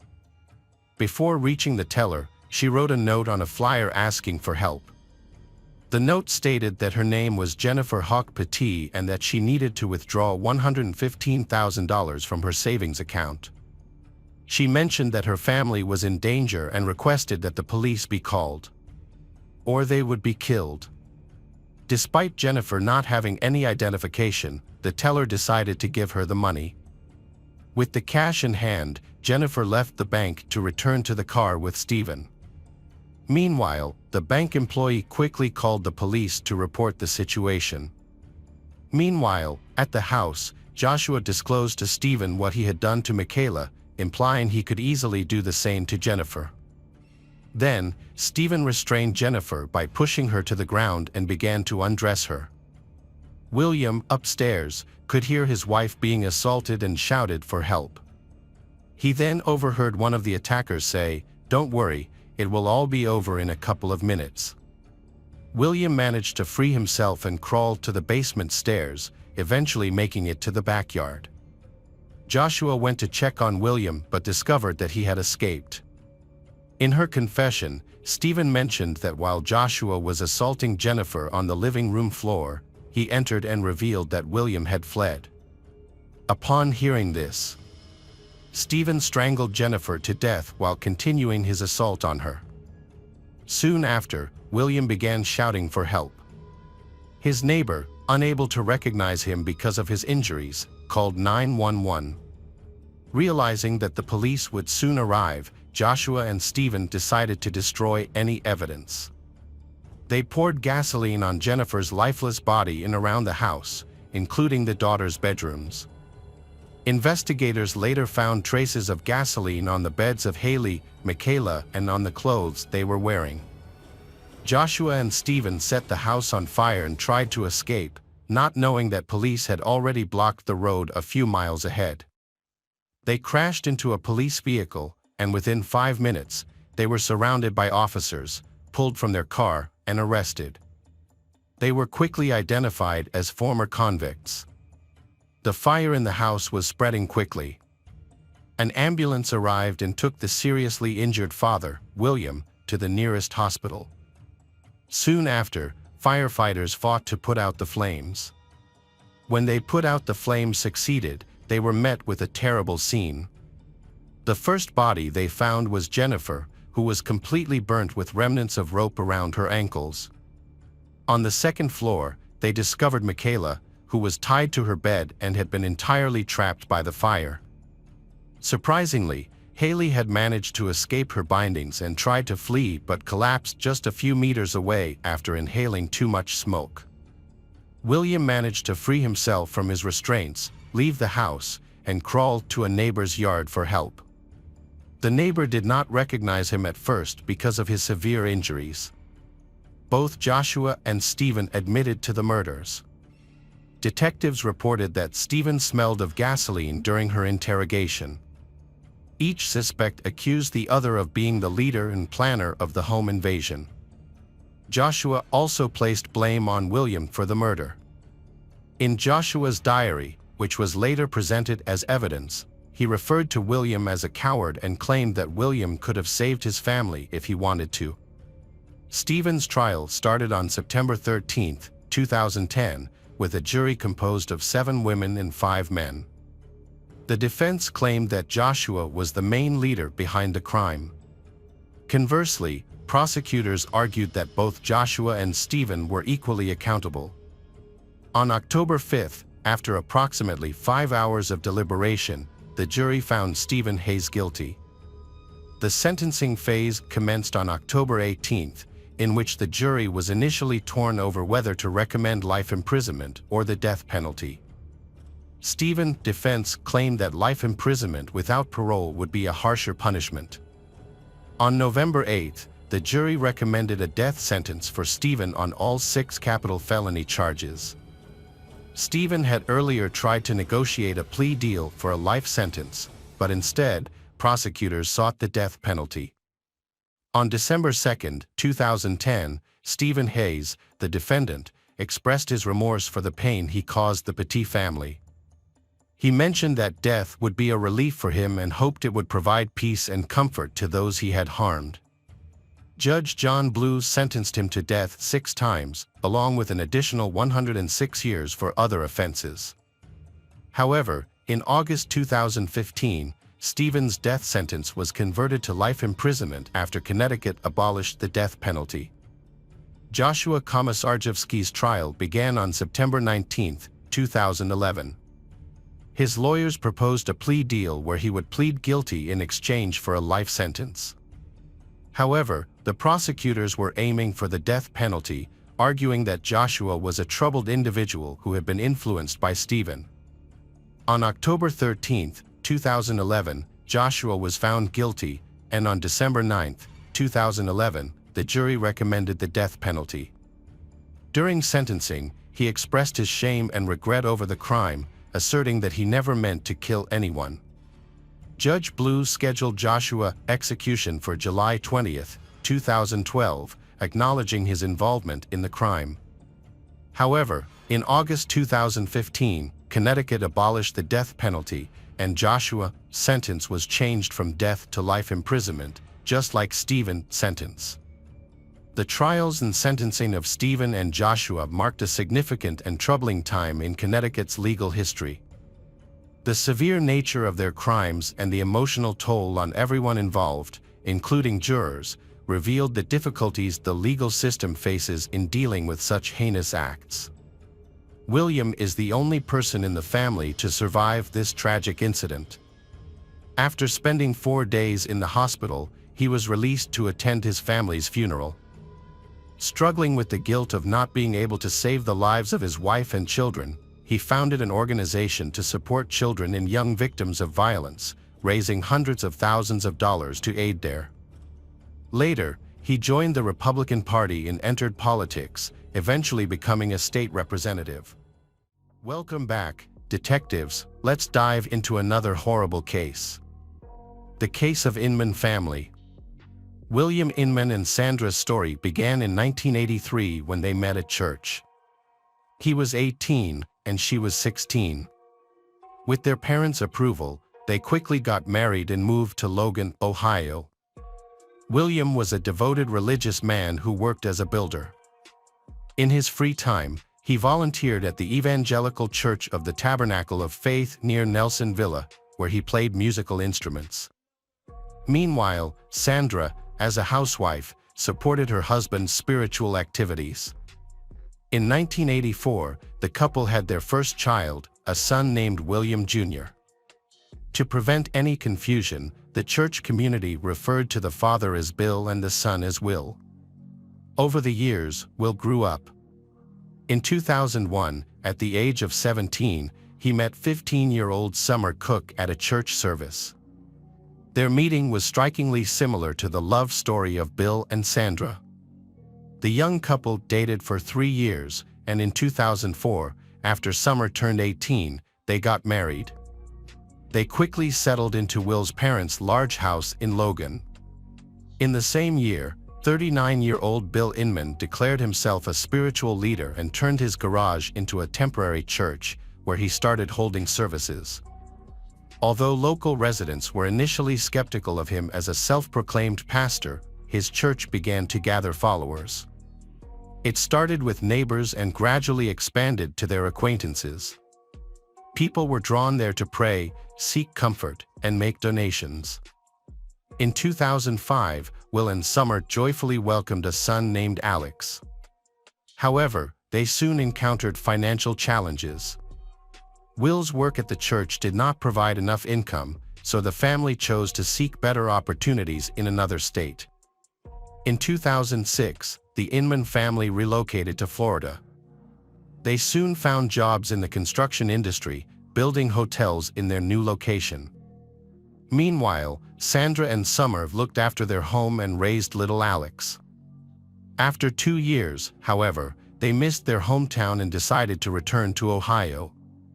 Unfortunately, they had lost the right to repurchase their previous house in Logan while they were away, so they had to rent a different place in rural Vinton. In 2008, shortly after returning, Will and Summer welcomed their second child, a daughter named Kale. 2 years later, they had their third child, another daughter named Alana. Despite the difficulties of raising young children, Will and Summer made an effort to carve out time for themselves. Almost every weekend, they entrusted their kids to Bill and Sandra, who happily embraced their roles as grandparents. For this elderly couple, their grandchildren brought immense joy and purpose to their lives. In the spring of 2010, Bill Inman was officially appointed as a pastor of the Church of the Tabernacle of Faith. Alongside his wife, he established a charitable organization named Ranch of Mercy, which was created to assist those in need, particularly people who had lost their jobs or homes. Bill had a vision of constructing a large shelter for orphans and widows, intending to build it himself. Unfortunately, he faced challenges due to insufficient funding to make this dream a reality. Bill proposed holding a lottery to raise funds. He planned to sell tickets for $10 each to reach his financial goal. The winner will receive either a new house or $200,000. Bill also promised to give away 99 other valuable prizes in a raffle. Information about the lottery was shared through local media and advertising. Bill went door to door, encouraging people to support the cause by buying tickets, assuring them that the money raised would be used to build a shelter for those in need. In total, Inman sold 100,000 tickets and raised $1 million. The prize draw is set for September 2010. While Bill was busy with charity work, issues were developing in the Inman family. In June 2010, Summer informed her husband that she wanted a divorce after 6 years of marriage. Before this conversation, she had written a painful entry in her diary, expressing that she was very tired of trying to please everyone and felt exhausted. She questioned whether she deserved happiness and if she had the right to fall in love again and feel loved in return. She acknowledged that it might not be the best time, but she felt the need to tell Will the truth, believing he deserved to know that she did not want to be with him anymore. She mentioned that she needed time alone to figure out who she really was, as she felt like she was just following orders at that moment. Summer emphasized her love for her children, stating that she wouldn't trade them for the world, but she did not want them to see their mother merely obeying someone else. She expressed uncertainty about how Will would react, fearing that he might get angry, try to take the kids, or even threaten her. She believed they should share equal time with the children, but she knew his parents would oppose this and try to persuade her to stay, although she realized that wouldn't change anything. She also recounted that yesterday, Will had asked her what she wanted, but she couldn't answer because all she knew was what she didn't want, to be unhappy and feel trapped. Yet, she remained silent every day, saying that all she could do was cry and sleep. She admitted that she just didn't know how to escape the situation and make everything right, hoping that when she wrote again, she would have found the answer. Summer filed for divorce and moved out of the Inman's house with the children and essential belongings to her parents' home. She wanted to ensure that Alex, Cale, and Alana could still communicate with their father, so she allowed them to visit Will and his parents. 2 months after leaving her husband, Summer began a relationship with Adam Peters. At the same time, she took a job as a cleaner at a bank in downtown Logan, as she had no formal education and struggled to find other employment. Meanwhile, September and October passed, but the drawing that Bill from Ranch of Mercy had promised never took place. It also became clear that construction on the prize house hadn't even started, and the Bill family was slow to refund people's money for the tickets. In early December 2010, the Inmans received notice that they needed to leave their rented home due to unpaid debts. After this news, Summer, accompanied by Adam, went to collect their belongings. However, Will and his parents refused to let her in. Summer called the police, claiming that Will was threatening her and wouldn't return her personal items. When officers arrived, Will continued to deny entry. He threatened to shoot Adam, and even got into a confrontation with a police officer. In her statement, Summer explained that before their wedding, she and Will appeared to have a perfect relationship, but everything changed after they married. Will became controlling and jealous, making unfounded accusations. He dictated her actions and invaded her privacy, affecting her eating habits, household responsibilities, and even their sexual relationship. Summer was so restricted that she couldn't sleep without his permission. He essentially kept her confined to the house and took away her phone and keys. She revealed that Will had always wanted to have 12 children with her and had even considered marrying a second wife. He frequently visited websites for polygamous families, where he shared explicit photos. Will also threatened to kill Summer if she tried to leave him. At one point, he took her cherished cats, drove them far away, and then lied, saying they had escaped through an open window, laughing and claiming she would never see them again. After Summer accused him of wrongdoing, Will attempted to defend his actions by saying he took her phone and keys because he thought she was being unfaithful. Regarding the cats, he claimed he took them to a shelter because they were scratching the furniture and being aggressive to family members. Eventually, Will was ordered to stay away from Summer, and he received a fine and probation for his actions. A custody battle began between the two families. The Inmans reported to the police that Adam Peters posed a danger to Alex, Kaylee, and Alana. A frightening incident occurred late on the night of March 22, 2011. 25-year-old Summer was finishing her shift at the bank. As usual, she cleaned up her workspace and went outside around 11 p.m. to take out the trash.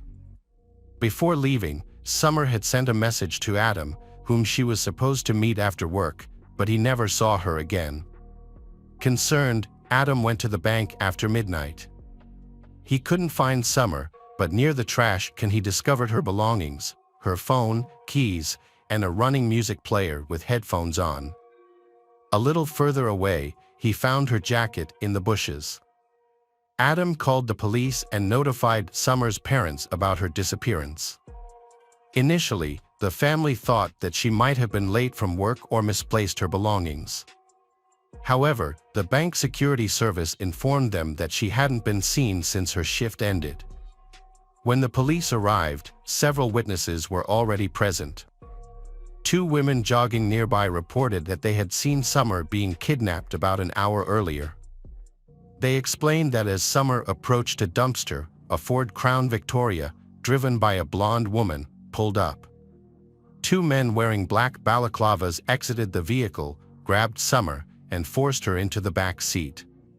Despite her attempts to resist, scream, and plead for help, one of the witnesses who tried to intervene was met with pepper spray from the female driver.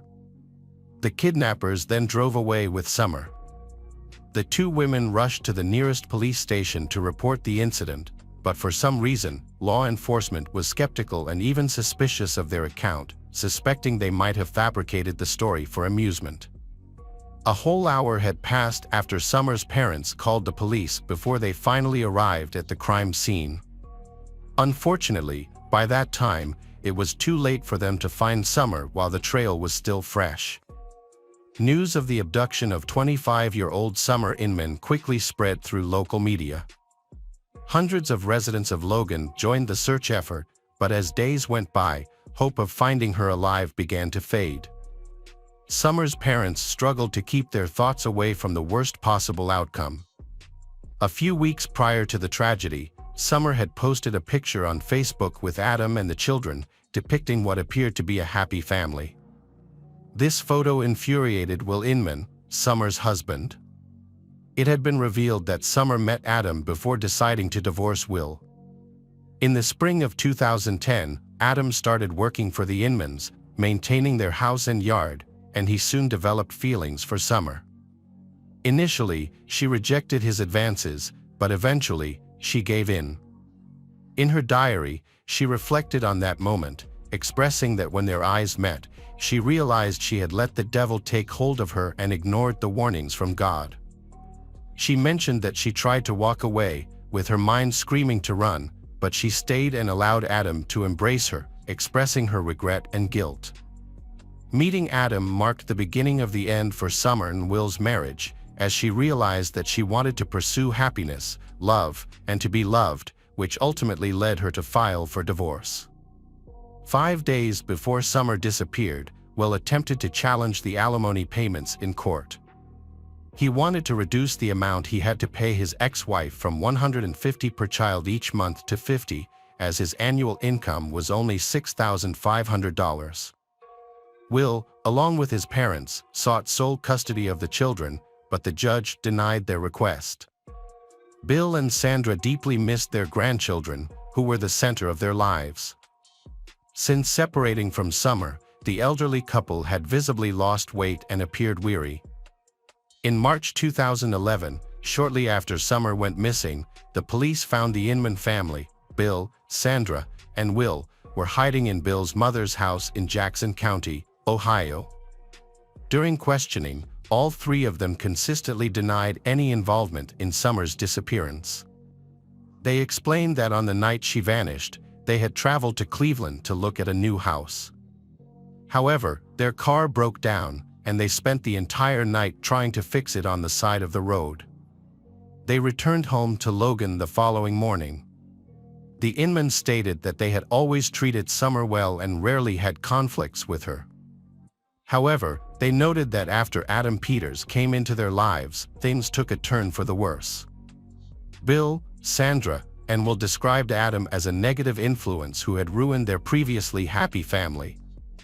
The police took an interest in a white Ford Crown Victoria that was parked near the Inman's house. They seized the car's GPS navigator and examined its route. They discovered that on the afternoon of March 22nd, when the kidnapping took place, the car was in Logan. The GPS was turned off at 5:30 p.m. that evening and only activated again the following morning, March 23rd, still in Logan. There was no evidence that the Inman family ever came to Cleveland. Additionally, phone records indicated that the suspects remained in Logan throughout the night from March 22nd to March 23rd. On the morning of March 23rd at 7:30 a.m., Bill, Sandra, and Will were seen at a car wash, where they had the car thoroughly cleaned inside. Summer was not with them. Afterward, the Inmans traveled to Cleveland, where they changed the tires at an auto repair shop. The mechanic found it unusual that Bill chose to replace nearly new tires with older ones. Additionally, the Inmans attempted to alter the car's appearance, and Bill removed a spotlight that he had previously installed near the side mirror. After the arrest, Bill attempted to reassure his elderly mother that they were innocent and that the trials they faced were a form of divine punishment. However, after several hours of intense questioning and realizing that all three could face the death penalty, Sandra eventually broke down. She confessed that they were responsible for the kidnapping of Summer on that tragic night. The men wearing balaclavas were identified as her husband, Bill, and her son, Will. Sandra explained that the abduction was entirely her idea. She intended to scare her daughter-in-law into allowing Will to see their children, but things quickly spiraled out of control. She stated that Will would admit to guilt for both murder and kidnapping. Sandra acknowledged that it was her idea to take Summer, explaining that she believed this would frighten her. Will tied Summer's hands, feet, and neck with plastic ties. Summer struggled and screamed, but then suddenly lost consciousness. Upon noticing that she was unresponsive, Will panicked and wanted to cut her free. He called out to his mother, asking where the knife was because he couldn't find it. As the family desperately searched for the knife, precious minutes passed. It was too late, and Summer had suffocated. Sandra insisted that they never intended to harm their daughter-in-law. Their goal was simply to scare her in order to resolve a custody dispute over the grandchildren so they could see them on weekends. On March 29, 2011, 1 week after the abduction, Sandra revealed the location where they had hidden the body. Summer was placed in an abandoned well on the property of the church that the Inman family attended, known as the Church of the Tabernacle of Faith, which is situated near Nelsonville, 30 kilometers from the bank where Summer worked. Bill Inman had previously helped build this church, and 28 years ago, he and Sandra got married there under its arches. When the police removed the concrete lid from the well, they discovered a disturbing scene. Summer was at the bottom, her body positioned head first. She was dressed in the same outfit she had worn on her last day, a black t-shirt that read, "I don't have an anger problem, I have an idiot problem." The autopsy revealed that Summer had died from strangulation. Besides the marks left by plastic ties on her neck, wrists, and ankles, there were no other injuries on her body. Sandra originally intended to dispose of the body in the river. However, she later thought the church well would be a safer place where it wouldn't be discovered. She confessed to her crime and showed genuine remorse for her actions. The trial soon followed. Bill, 49, and Will, 28, both pleaded not guilty to Summer's murder. Throughout the hearings, they spoke very little and avoided making eye contact with her parents. In contrast, Sandra took full responsibility for the crime, reiterating that the abduction was her idea. As she delivered her final statement, the woman tearfully pleaded for forgiveness from Summer's parents. Overwhelmed with emotion, Sandra clearly expressed her deep regret for the tragic events. "Summer was like a daughter to me," she cried. "If I could turn back time, I would never have made this terrible choice." In 2012, the court sentenced Bill and Will Inman to life in prison without the possibility of parole. Sandra received a life sentence but is eligible for parole after 15 years. The church friends and parishioners all agreed that Bill was the one controlling everything in the Inman family. He made all the decisions. No one thought that the idea of the kidnapping came from Sandra. It was well known that Will had been spoiled as a child, with his parents giving in to his every demand. Sandra realized that both her husband and son were as guilty as she was, but she continued to plead guilty, hoping that it would lessen the consequences for them.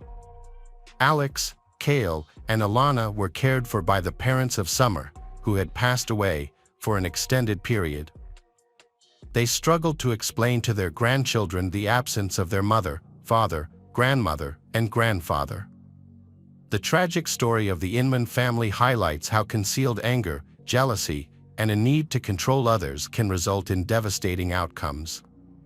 Bill and Sandra, who appeared to embody piety and strong family values to everyone, revealed themselves to be oppressive figures to their daughter-in-law. Summer found herself trapped in a toxic relationship that stifled her will and desires. Her efforts to escape ultimately cost her life. Will, who was raised in this oppressive environment, became selfish and resistant to compromise. His obsession with reclaiming his wife and children at any price ultimately led to his downfall. The terrible crime committed by the Inman's family shattered multiple families, leaving 3 young children without their mother and a grandfather and grandmother without their beloved family member. This story highlights the importance of letting go of grudges, respecting others' boundaries, and building relationships based on trust and respect. Holding on to anger can eventually lead to outbursts that damage the most valuable aspects of our lives. Hey detectives! Welcome back. We've got another mysterious case to explore. The case of Emily Longley. Emily Longley was born in England in 1994 to parents Mark and Caroline Longley. 2 years later, she welcomed her younger sister, Hannah. The sisters enjoyed a close relationship while growing up in a loving family. When Emily was 9 and Hannah was 7, the family relocated to Auckland, New Zealand. Unfortunately, after Emily began associating with the wrong crowd, her parents chose to send her back to the UK to live with her grandparents and start anew. In 2010, Emily traveled to England to study at Brockenhurst College. Her goal was to earn a business degree, and she aspired to be a model. While in England, she stayed at her grandparents' house in Bournemouth, a popular resort town located on the coast of the English Channel, near Poole. At the time of her move, Emily's sister Hannah was still in school. Their parents, Mark and Caroline, had divorced but continued to have a friendly relationship. Emily was a beautiful young woman who drew a lot of attention. One day, she met 20-year-old Elliot Turner, and he left a lasting impression on her. Over time, their communication developed into a romantic relationship. In April 2011, Emily traveled back to New Zealand to visit her family, whom she hadn't seen in 6 months. Her father greeted her at the airport, and she rushed to him, hugging him tightly and expressing how much she missed him. Emily shared that she had a very close bond with her father, who adored her and missed her smile, laughter, and playful jokes. The next day, the entire family visited Emily's favorite pizzeria. She shared with her parents that, in addition to her college studies, she was involved in modeling and had made some amazing friends. She also talked about her boyfriend, 20-year-old Elliot. Although they had only been dating for a few months, Emily felt she was too young for a serious relationship. "I think I'm going to break up with him when I return," she said. Over the following weeks, Emily enjoyed spending time with friends and family, creating great memories. No one realized that they would soon lose her. When Emily's flight began boarding, she found it difficult to say goodbye to her family. She promised them she would return in 5 months. During that time, she was excited to watch the Rugby World Cup starting on September 9th. A few days later, while texting her father, Emily mentioned that she had broken up with Elliot, but she chose not to share specific details. Elliot had been acting oddly after seeing photos Emily posted on social media from New Zealand, particularly because there were other guys in the pictures, which made him very jealous. Elliot Turner, a 20-year-old from a wealthy jewelry family, appeared to live a carefree life.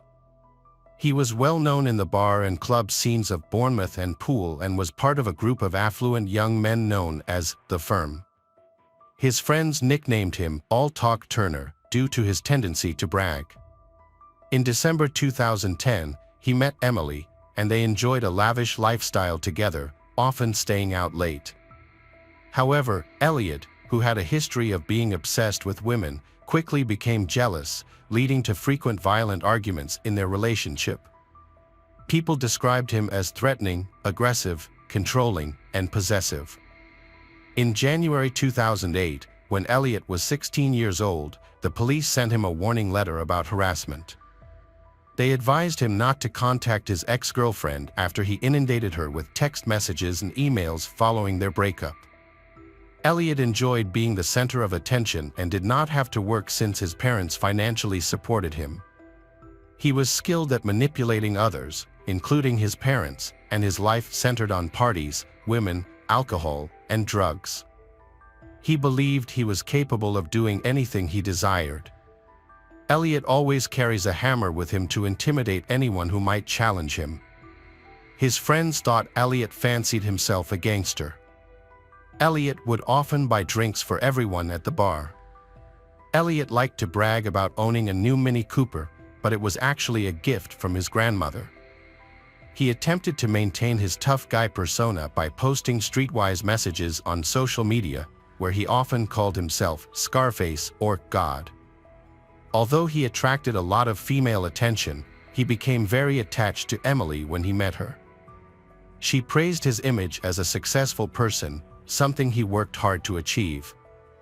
As their relationship progressed, Elliot began to display increasingly controlling behavior. He even threatened Emily, saying he would take her life. Emily wrote an emotional note to Elliot expressing her feelings. 1. I love you. 2. Please don't say you'll kill me. 3. Stop bringing up your ex-girlfriends. 4. Stop being so aggressive. Relax a bit, because that is much more attractive, and you scare me because you're so intimidating. As Elliot revealed his true nature and his controlling behavior escalated to an unacceptable level, Emily understood that he was not the right person for her. Then she decided to break up with him. Unfortunately, individuals like Elliot often cannot accept rejection. On the evening of May 6, 2011, Emily was out with friends at an entertainment venue. Surveillance footage showed her arriving at the nightclub with them. In another development, Elliot checked Emily's Facebook messages and found out she was seeing another man, which made him extremely angry. He went to the club and confronted Emily, leading to an argument. The situation escalated when Emily threw her drink at him. Elliot reacted by verbally abusing her and making threats of violence. He disapproved of Emily's outfit, claiming it was too revealing, and ignored the fact that they had broken up. Unwilling to accept the breakup, he continued to follow her after she decided to leave. His friends heard him say that he would kill her, that he would go to prison for it and still be a millionaire, and that serving 10 years in prison wouldn't bother him. Elliot convinced Emily to come to his house, saying he wanted to talk more relaxed.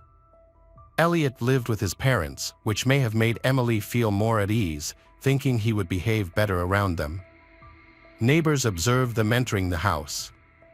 The next morning, Anita Turner, Elliot's mother, called emergency services, reporting that Emily was unresponsive. The ambulance arrived around 9 a.m. Anita followed the nurse's instructions to help Emily, but unfortunately, when the paramedics arrived, they could only confirm Emily Longley had died. Anita, an Indonesian citizen, moved to the UK to marry Lee Turner.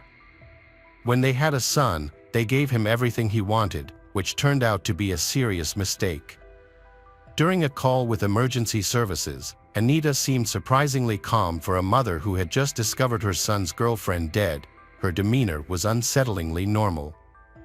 Meanwhile, in New Zealand, Emily's father, Mark, woke up at 2 a.m. to find numerous missed calls from his ex-wife Caroline and their younger daughter Hannah. He also had a voicemail from Hannah, but she was talking something that difficult to understand.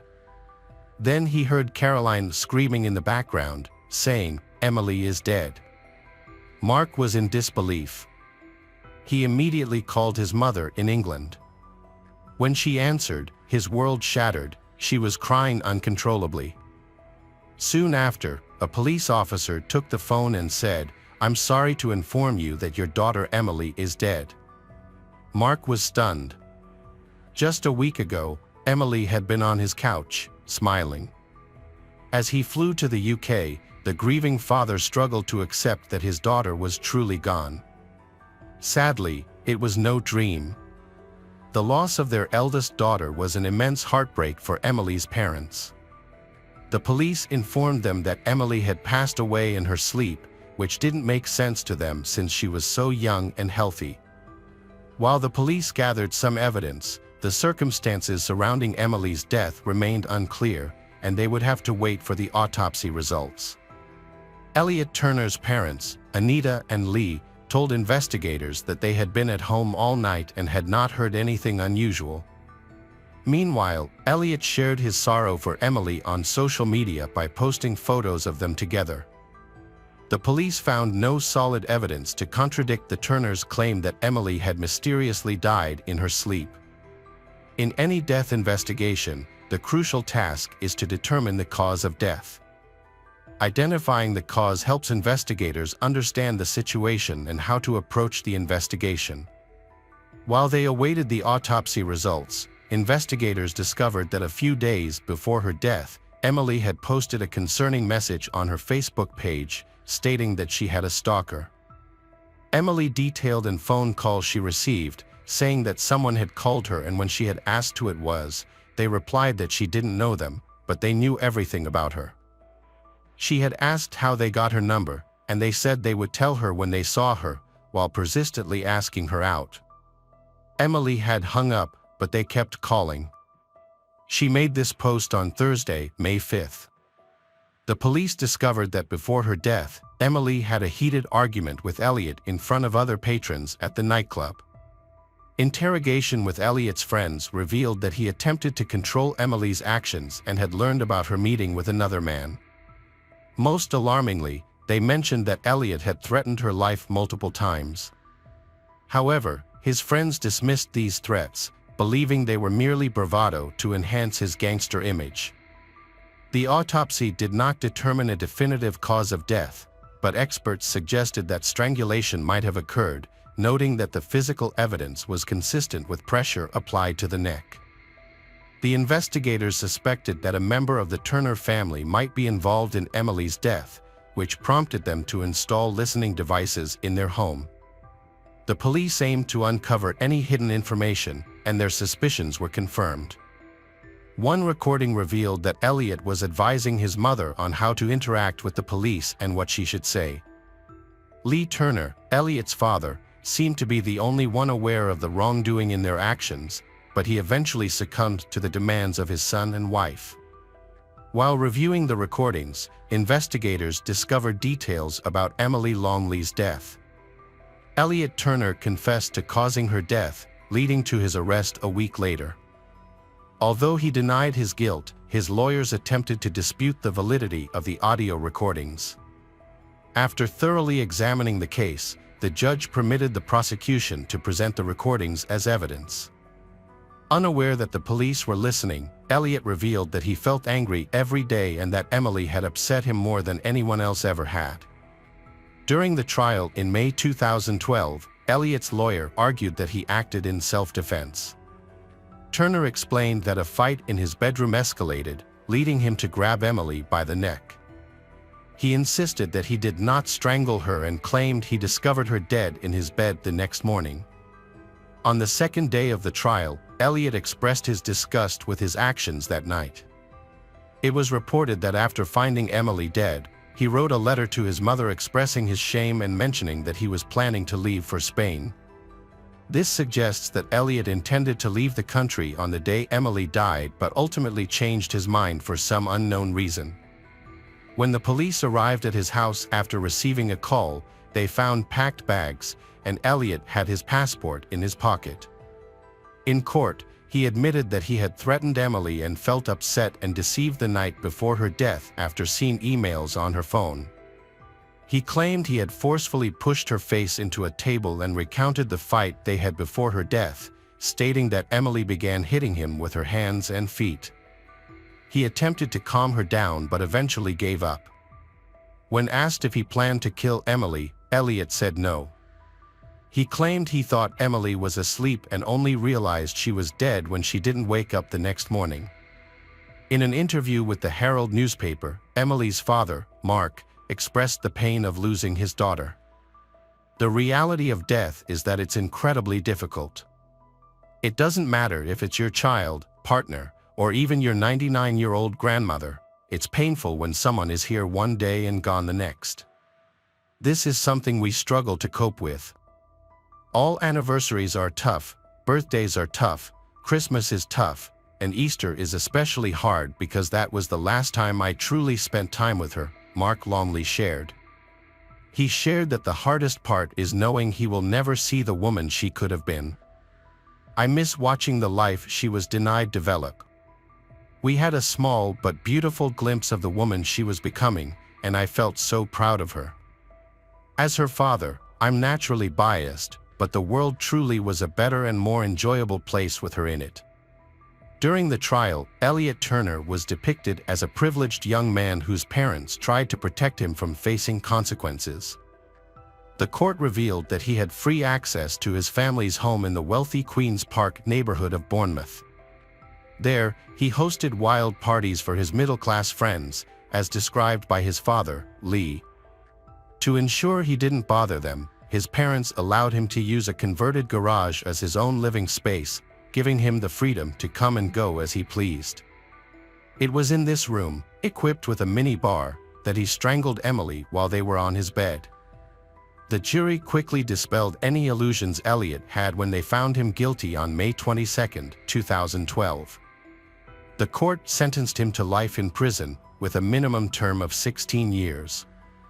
While delivering the verdict, Mrs. Justice Dost described Elliot as arrogant, stating, "Emily was a lovely girl who brought joy to others. You extinguished that light. You didn't love her, she was a trophy to you. The relationship was about your control through aggression and threats. Focus on your life sentence instead of luxury." She also sentenced Elliot to 9 months for perverting justice, to run concurrently. Elliot Turner wasn't the only one involved in the trial. His parents, Anita and Lee, were also implicated. They loved their son and tried to protect him after he committed his crime. Lee destroyed a letter in which Elliot confessed, while Anita removed a jacket from the room where the letter was supposedly found. Additionally, Anita delayed calling for an ambulance, allowing Elliot time to hide evidence and let the family create a credible story for the police. When questioned about her decision to postpone the call, Anita stated that she didn't believe Emily was dead. During cross-examination, they asked her if she believed Emily had ruined her son's life. After a 6-second pause, she answered, "No."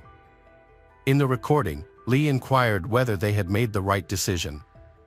Anita responded, "We've done the right thing." Both Anita Turner, 51, and Lee Turner, 54, were found guilty of obstructing justice and received sentences of 27 months in prison. In 2013, after serving half of their sentence, they continued to live in the house where Emily tragically died. Emily's father, Mark, broke down while discussing the verdicts. With support from his ex-wife Caroline and daughter Hannah, he expressed, "What we have heard over these 5 weeks has shocked and disgusted us. It is beyond belief that a man as evil as Elliot could treat such a gentle and loving girl like Emily so violently. We are incredibly proud that she came all the way across the world to seek a better life for herself. Unfortunately, this is the life that Elliot chose to take from her. Mark mentioned that there was much discussion about Elliot's bragging, and no one took his threat seriously until it was too late. He noted that even his mother dismissed it when he texted her about his intention to harm Emily. In October 2020, reports emerged that Elliot Turner's cellmates had assaulted him in prison. This incident followed his decision to display photos of Emily in his cell and brag about receiving letters from female admirers. The attack was triggered after he claimed he would soon go back to his luxurious lifestyle filled with champagne, Bentleys, and attractive women. In 5 years, Elliot Turner will be eligible to apply for early release. We can only hope that the parole board will act wisely and make the right choice concerning someone who has shown no remorse for his actions. Hello again, true crime fans. We've got another mysterious case to explore. The case of Ashley Wadsworth. Ashley Wadsworth was born on July 25, 2002, in Vernon Township, British Columbia, Canada. Her parents are Kenneth Wadsworth and Christy Jen Den, and she has an older sister named Haley. Ashley's family is large and close-knit, with over 50 relatives, including cousins, uncles, and aunts, all living in the same community. Ashley is a fun-loving, outgoing, and energetic girl, which makes her popular with many friends. She enjoys outdoor activities such as swimming, horseback riding, and skiing. Ashley is passionate about tennis and plays the clarinet. She is also very active on social media, frequently sharing memes, jokes, and photos. Ashley met Jack Seppel on social media in 2015 when she was 12 and he was 15. Jack was born on January 9, 1999. His mother is Tracy Dalton, who is married to Ricky. Jack's father passed away in 2019, and it is said that Jack had a strained relationship with his father. Jack did not keep in touch with his brother Jordan but did keep in touch with his sister Nadia. Apart from his mother and sister, he did not have many close relationships, choosing to interact with people mainly on social media and through video games. Some of Jack's acquaintances said that he often got into trouble at school. They remembered him as a cheerful, charming, and lively person, but he also had a dark side that showed when he was angry at himself and others. A friend of Ashley's spoke to Jack through social media and introduced the two young people to each other. Like many other teenagers, Ashley naturally connected with strangers on various platforms and formed virtual friendships, whether they had shared interests or were simply attracted to each other. Jack and Ashley quickly became virtual friends. At the time, Ashley did not have a smartphone and used the family computer to access social media, so her friendship with Jack was not a secret that her entire family knew about. Ashley's mother explained that during their long-distance relationship, Jack dated a few other girls and Ashley had her typical teenage experiences. Despite the periods of no contact, their relationship continued and they continued to communicate for many years. As they grew up, Ashley and Jack's relationship grew. They began to interact not only on social media but also through video calls. This led to a more intimate and romantic relationship. Eventually, Jack became close to Ashley's family. When family members saw the two talking, they would often greet him as if he were in the living room. Jack often sent Ashley gifts such as teddy bears and wallets. Ashley's family and friends often said that she constantly compared every guy she met to Jack. Because of the 8-hour time difference between Vernon and Essex, where Jack lives, the young couple would wake up too early and stay up too late just to talk. In 2018, when Ashley was 15, she expressed a desire to meet Jack in person. However, her family would not allow her to travel alone to another continent. Like any young couple, they sometimes argued. When these arguments led Ashley to block Jack on social media, he would create new accounts or send messages through his sister or friends. This behavior upset Ashley's loved ones, but she insists that Jack is compassionate and kind. In October 2018, Jack got Ashley's name tattooed on his arm. At the time, she was 16 and he was 19. Ashley's parents thought this display of affection was too much and warned her to be careful and not to do so. Later, during an argument, Jack stabbed Ashley's name tattoo with a knife. After that, he started to act jealous and violent. He would get angry if he thought Ashley was dating other guys, even though he continued to date other girls. However, he insisted that Ashley was the one he loved and claimed that he only wanted her. One day, Ashley called a girlfriend who was at Jack's house and told her that he wouldn't let her go. According to a friend who was present during the conversation, Ashley wasn't angry and even reacted as if she was used to such situations. She simply asked Jack to stop acting crazy. Ashley did not tell her parents about this, but she did tell her friends, who insisted that she stop all contact with him. Despite his frequent arguments and troublesome behavior, the couple eventually reconciled. Ashley began working at fast food restaurants and department stores, saving money to buy things. The first thing she bought was a tablet so she could use social media more privately. She then started saving money for a trip during her senior year of high school. Ashley joined the Church of Jesus Christ of Latter-day Saints. Ashley graduated from Sighton High School in 2020, planning to study law at Thompson Rivers University to pursue a career as a lawyer. She continued to work and save money in the first half of 2021. In April of that year, she was baptized as a Mormon. Ashley, known for being bold and stubborn, decided to travel to the UK to meet Jack in person and celebrate his birthday. Although her parents and friends were not very enthusiastic about the idea, they could not stop her because she was of age and had her own money. On November 12, 2021, Ashley left Canada for the UK on a 6-month tourist visa, eager for her first trip abroad. Ashley and Jack met in person on November 13, 2021. That same day, Ashley updated her profile picture to show both of them. Jack, who was 22, looked much older than the cheerful 19-year-old Ashley. He had tattoos, including some on his face. During her time in London, Ashley lived with Jack at his home. Jack had been living alone since 2020 in a public housing estate in northwest Chelmsford. Despite the area's bad reputation, they explored the more beautiful parts of Chelmsford and Essex together. Jack was affectionate, attentive, full of compliments and eager to take romantic selfies. However, he could also be inconsistent and cruel. Because Ashley was on a tourist visa, she could not work, and Jack was unemployed, relying on benefits and occasional help from his mother, Tracy, who lived nearby. Ashley often posted photos and comments about their trips online, many of which showed the couple cuddling and enjoying romantic moments. She kept in touch with her family via video calls, making it seem like everything was going well. They even adopted a kitten called Winston. However, over time, instead of going for walks or sightseeing, he preferred to stay home, use illegal drugs, and play video games. In a foreign country, Ashley was limited by Jack's interests, although she loved being outdoors.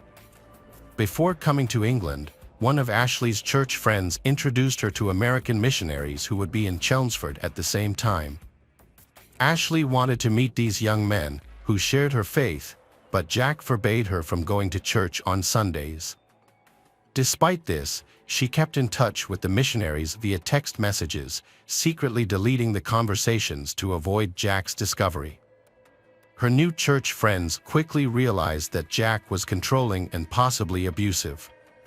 When discussing her problems with them, Ashley admitted that she knew she deserved better but just wanted Jack to be happy. Jack's control did not extend to restricting Ashley's interactions with others. About 6 weeks after her arrival, Jack texted his mother to say that he had beaten Ashley because he had discovered that she had blocked 2 phone numbers in the UK, suspecting them to belong to other men, which made him jealous. While Ashley continued to post pictures of her seemingly perfect trip online, she secretly created another profile to document her bruises. She confided in her sister Haley, but threatened to stop talking to her if she told her mother, because Ashley did not want her family to hate Jack. In late December 2021, Jack overdosed on antidepressants. Ashley quickly called an ambulance. They took Jack to the hospital, where he was treated for the overdose. Ashley was then assigned as Jack's caretaker to ensure he was safe to take his medication. Ashley hid this condition from her mother and friends, but Haley accidentally revealed it. Concerned, their mother asked Ashley to return home, but Ashley insisted on staying until Jack recovered. In early January 2022, another incident occurred. Jack hit Ashley in the head with a cup, causing her to burst into tears. She called her sister on video chat while she was forced to clean up the broken glass. In the background, Haley could see Jack pacing back and forth, screaming and grinding his teeth. Although Haley begged younger sister to return home, Ashley refused. On the 9th of that month, Jack celebrated his 23rd birthday with his family as if nothing had happened, and Ashley was there. Soon after, Jack's mother and her husband arranged a family trip to a small coastal town, hoping that a change of scenery would ease the tension. The trip looked so perfect in the photos that even Ashley's parents, who had no idea of the severity of the situation, were relieved to see their daughter calm and happy. However, this calm did not last long. In late January, during an argument, Jack hit Ashley again and threw a candle and a TV remote at her while she was on a video call with her sister Haley, shortly after which Haley again begged her to come home. Ashley initially agreed but quickly changed her mind.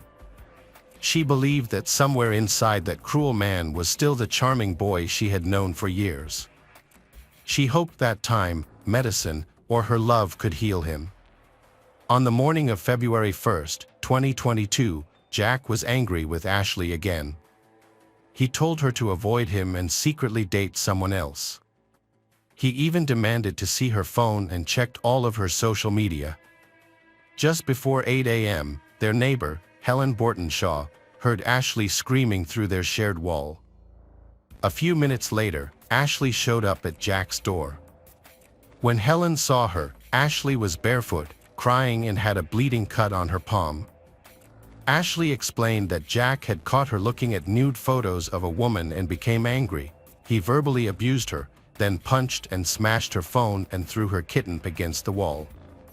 Although Ashley feared that Jack was trying to harm her, she asked Helen not to call the police. Helen agreed but urged Ashley to go with her to the doctor instead of going back to Jack's apartment. Ashley refused, so Helen decided to talk to Jack herself. Jack apologized for the previous incidents and remained calm, then Helen left to go to the appointment. At around 9 a.m., Ashley used Jack's cell phone to call her family. At that time, Ashley's mother knew about Jack's situation because Haley had revealed everything. Her parents quickly bought her a return ticket for February 3rd. When Ashley told Jack she was leaving, he agreed to go with her to the airport. Ashley's mother warned her to go straight to the airport if Jack attacked her again and warned him that she would contact the police if he harmed her daughter again. Ashley talked to her family for about 3 hours. When they ended the call, it was 11 a.m. in Chelmsford and 3 a.m. in Vernon. A few minutes later, Jack texted his mother, admitting that he had severely beaten Ashley, knocked her down, and possibly broken her arm. This occurred between 11:22 a.m. and 12:38 p.m. Ashley sent several text messages to family and friends from Jack's phone. Because it was dark, no one answered. She also texted her friends at the Chelmsford church, asking for help and describing the emergency. Unfortunately, these messages were not read until hours later, when it was too late to help. Between 12:38 and 12:45, Jack attacked Ashley by choking her until she stopped breathing. He then went into the kitchen. Jack took an 11-centimeter knife and stabbed Ashley in the chest and stomach about 100 times, killing her. After the brutal act, he changed his profile picture to a picture of him and Ashley, adding the caption, "Always mine." He recorded a video for Haley, expressing his love for Ashley, apologizing, admitting that he couldn't let her go and saying that he wasn't in the right mind. The video, which was never sent, shows Ashley's body lying next to him. While this was happening in England, Ashley's family in Vernon woke up to several messages from Ashley. They contacted Jamie Ashworth, a Mormon friend in Chelmsford. Jamie and Tyler Borden, another church acquaintance, went to Jack's apartment. After knocking on the door but getting no response, they called the police and left. Meanwhile, Ashley's best friend in Vernon noticed that Ashley's social media accounts were still active. In desperation, she sent a text message to Ashley. Messages from Ashley's family and friends continued to pour in, but Jack ignored them, even though they were eager to hear from her. Jack eventually called his sister Nadia. When she answered, he admitted to killing Ashley and even showed her the body. The incident happened at around 4:13 p.m. When the police entered the apartment after receiving Jamie's call, they arrived within 10 minutes. Unfortunately, it was too late. The police arrested Jack immediately. He was covered in blood and told the officers that he was psychotic, confessing to the crime. He was then taken to Chelmsford Prison. Jack Seppel's trial began on September 7, 2022, at Chelmsford Crown Court. Before the trial, Jack underwent a medical examination. A toxicology report found that he had a small amount of an illegal substance and a small amount of an antidepressant in his system. A psychiatric assessment concluded that he was fit to give evidence and stand trial. After considering the evidence against him, the court found that his guilt was clear. This evidence included a video recording of Jack confessing to the crime. Faced with this overwhelming evidence, Jack immediately pleaded guilty. The judge then informed him that, due to the seriousness of his actions and his subsequent confession, the only sentence he could receive was life imprisonment. During the trial, prosecutor Simon Spence detailed Jack's lengthy criminal record, which dates back to 2014. It was the first time Ashley's parents had learned the true nature of their daughter's boyfriend. Jack had a history of multiple arrests for stalking, kidnapping, false imprisonment and violent assault. He had also been issued with a number of restraining orders against him by his mother and ex-girlfriend. The revelation of Jack's violent and brutal past shocked Ashley's parents, who were shocked to learn of the criminal record of the man who took their daughter's life. During the hearing, the prosecution and defense presented their views on a letter Jack sent to Ashley's family while he was in prison. In the letter, Jack expressed remorse for his actions. Judge Murray ruled that the letter could be made public, citing the importance of transparency in the justice system. In the letter, Jack addressed Ashley's entire family, especially her mother and sister, Haley. He acknowledged that no action could have undone the harm he had caused or lessened their suffering. Jack accepted responsibility for his actions and acknowledged that his mental state played a significant role in the tragedy. He also stated that he had openly discussed his mental health struggles with Ashley.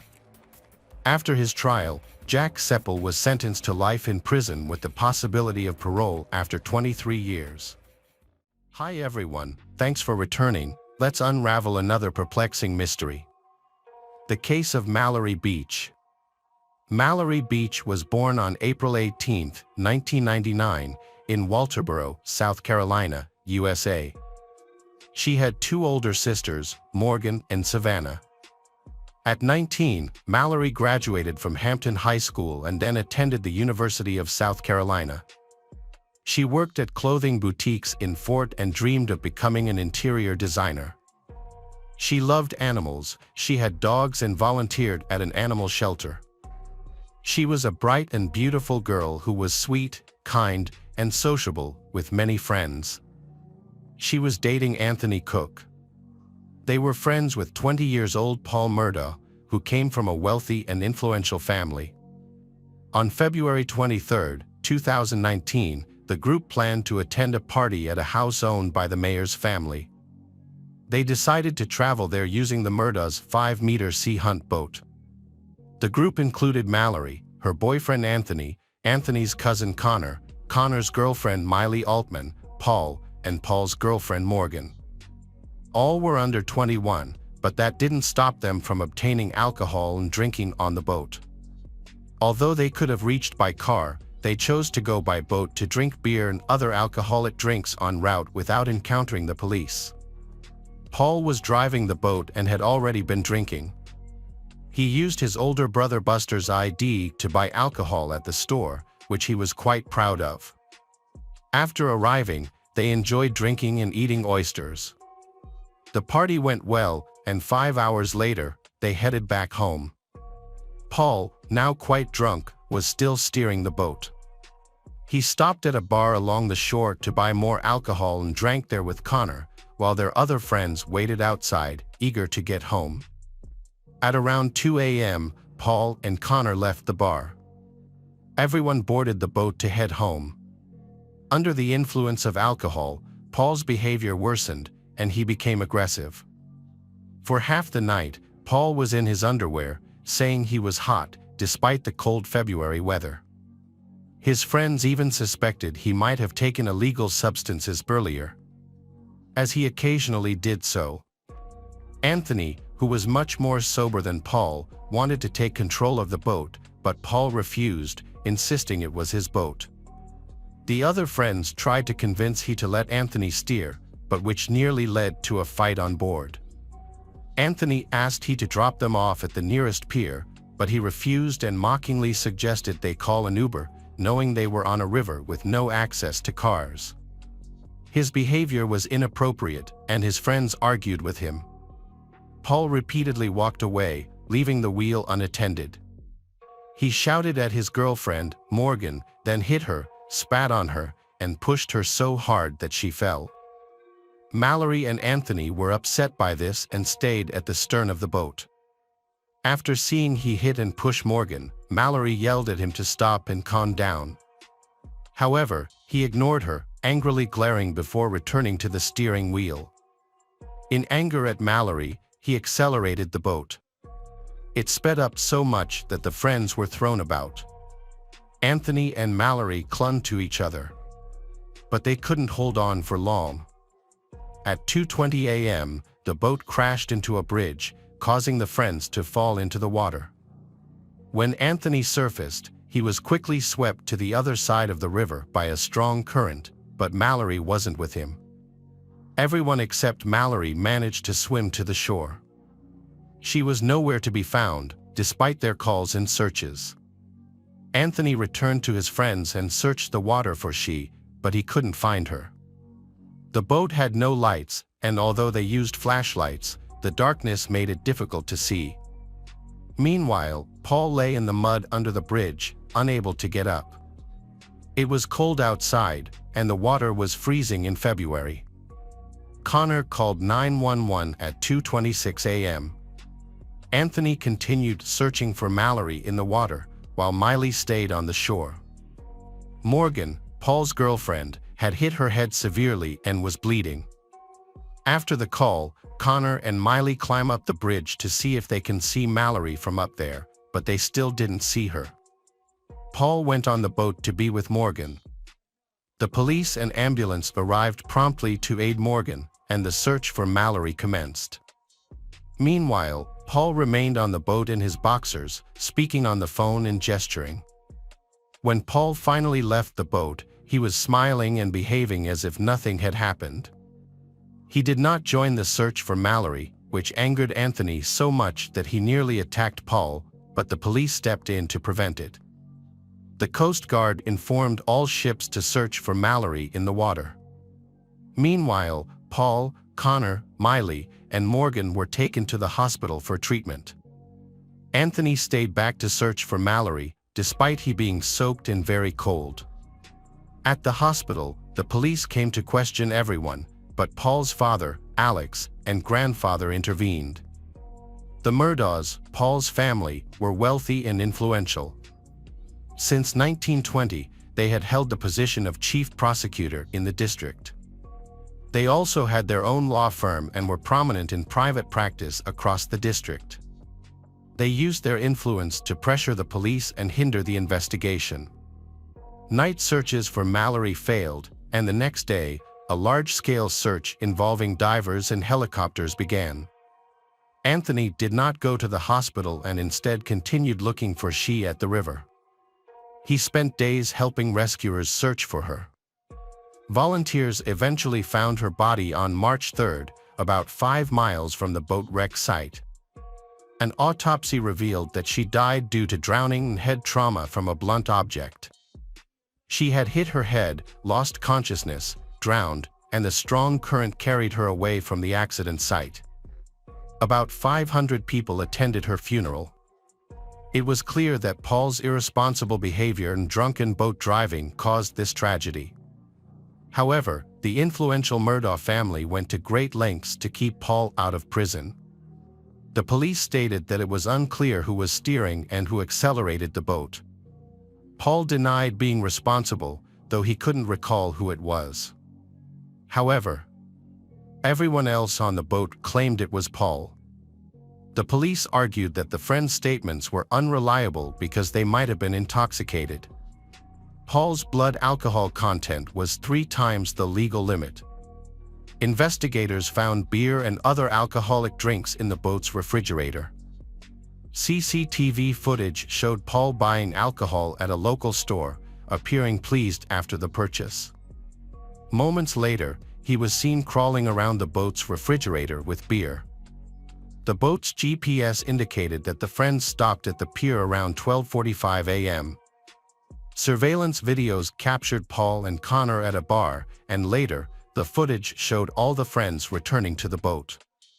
Mallory family was frustrated with the inadequate investigation of the case, and the perpetrator will likely go unpunished. They initially filed a wrongful death lawsuit against the store and the individual who sold alcohol to Paul, but it was dismissed. Subsequently, they sued Buster had allowed Paul to use his ID to buy alcohol. This lawsuit was filed on April 18, 2019, which would have been Mallory's 20th birthday. Paul faced 3 felony charges: boating under the influence causing the death of Mallory and injuring 2 others, Connor and Miley. He pleaded not guilty to all charges and was released on a $50,000 bail awaiting trial. His bail conditions allowed him to travel, consume alcohol, and operate a boat. At his court appearance, Paul, dressed in a plaid shirt, sat in the hallway on the phone, never handcuffed or in a prison uniform, and had never been jailed. While the trials are about to take place, a tragic incident occurred. On June 7, 2021, Paul and his mother, Maggie, were found shot to death at their home near the dog kennels. Alex discovered them at 10 p.m. when he returned. Paul was shot in the chest and head with a shotgun, while Maggie was shot in the head with a rifle. Only shell casings were found at the scene, suggesting 2 different weapons had been used, leading police to suspect 2 perpetrators. The shootings occurred between 9 and 9:30 p.m., shortly before Alex arrived. Paul's phone was found in an unusual position, as if tampered with, and Maggie's phone was missing. It was later located outside the residence using the Find iPhone feature. Fingerprints and DNA from the killer were collected from it. The Beach family sent a letter of condolence to the Murdaugh family. They extends their deepest and warmest sympathies to the Murdaugh family during this terrible time. Having suffered the devastating loss of their own daughter, they praise that the Murdaugh family can find some peace after this tragic loss. They sincerely hopes that someone will come forward and cooperate with the police so that the perpetrator of these senseless crimes can be brought to justice. The police have classified the deaths of Paul and Maggie as a double murder. However, there are currently no suspects, even though the investigation is still ongoing. Many have speculated whether their murders may be related to Mallory's previous boating accident. But this connection has not been confirmed. Everyone present on the boat that day provided their fingerprints and DNA samples, which did not match those found on the phone of Maggie. While details about the case remain largely undisclosed, it's known that the Murdaugh family had several enemies and received threats, but they ignored these threats. Mallory's death is not the only one linked to the Murdaugh family. Years ago, their 50-year-old housekeeper was found dead. On February 26, 2018, she allegedly tripped and fell to her death. The Murdaughs paid her family $500,000, and the case was not pursued further. Before that, on July 8, 2015, the body of 19-year-old Stephen Smith, who supposedly had a relationship with Murdaugh's family's eldest son, was discovered on a sandy road. Stephen's face was badly beaten, with a hole on the right side of his forehead and numerous bruises and cuts on his body. However, his clothes and shoes were intact, and his phone and car keys stayed in his pocket. Stephen's car was found several miles away. The medical examiner determined Stephen was hit by a car, despite the lack of skid marks, headlight fragments, or any evidence of an accident. The blow only affected his head. It was suggested that a large vehicle, like a truck, might have struck his head with its side mirror, but the origin of the hole in his head was unexplained. It was also odd that his keys and phone remained in his pocket after such a strong impact. Many believed he had been beaten to death, yet the police closed the case. Rumor has it that everyone is afraid of getting involved with the powerful Murdaugh family, which led to these cases remaining unexplored. In 2021, Connor, one of the boat passengers, also sued the Murdaugh family for trying to blame him as the boat's driver. In memory of Mallory, a non-profit charity called Moll's Buddy was created, which raises funds to build a new animal shelter in Hampton County, South Carolina. Alex Murdaugh was arrested in July 2022 after a Culloden County grand jury returned an indictment charging him with 2 counts of murder and 2 counts of possession of a weapon during the commission of a violent crime in the deaths of Maggie and Paul. The indictment said Alex shot his wife with a rifle and shot his son with a shotgun. He was sentenced to 2 consecutive life terms without the possibility of parole on all 4 counts on March 3, 2023. However, Alex maintained his innocence. He soon filed for a new trial, alleging that the court clerk had tampered with the jury. A new trial court judge denied the request in January 2024.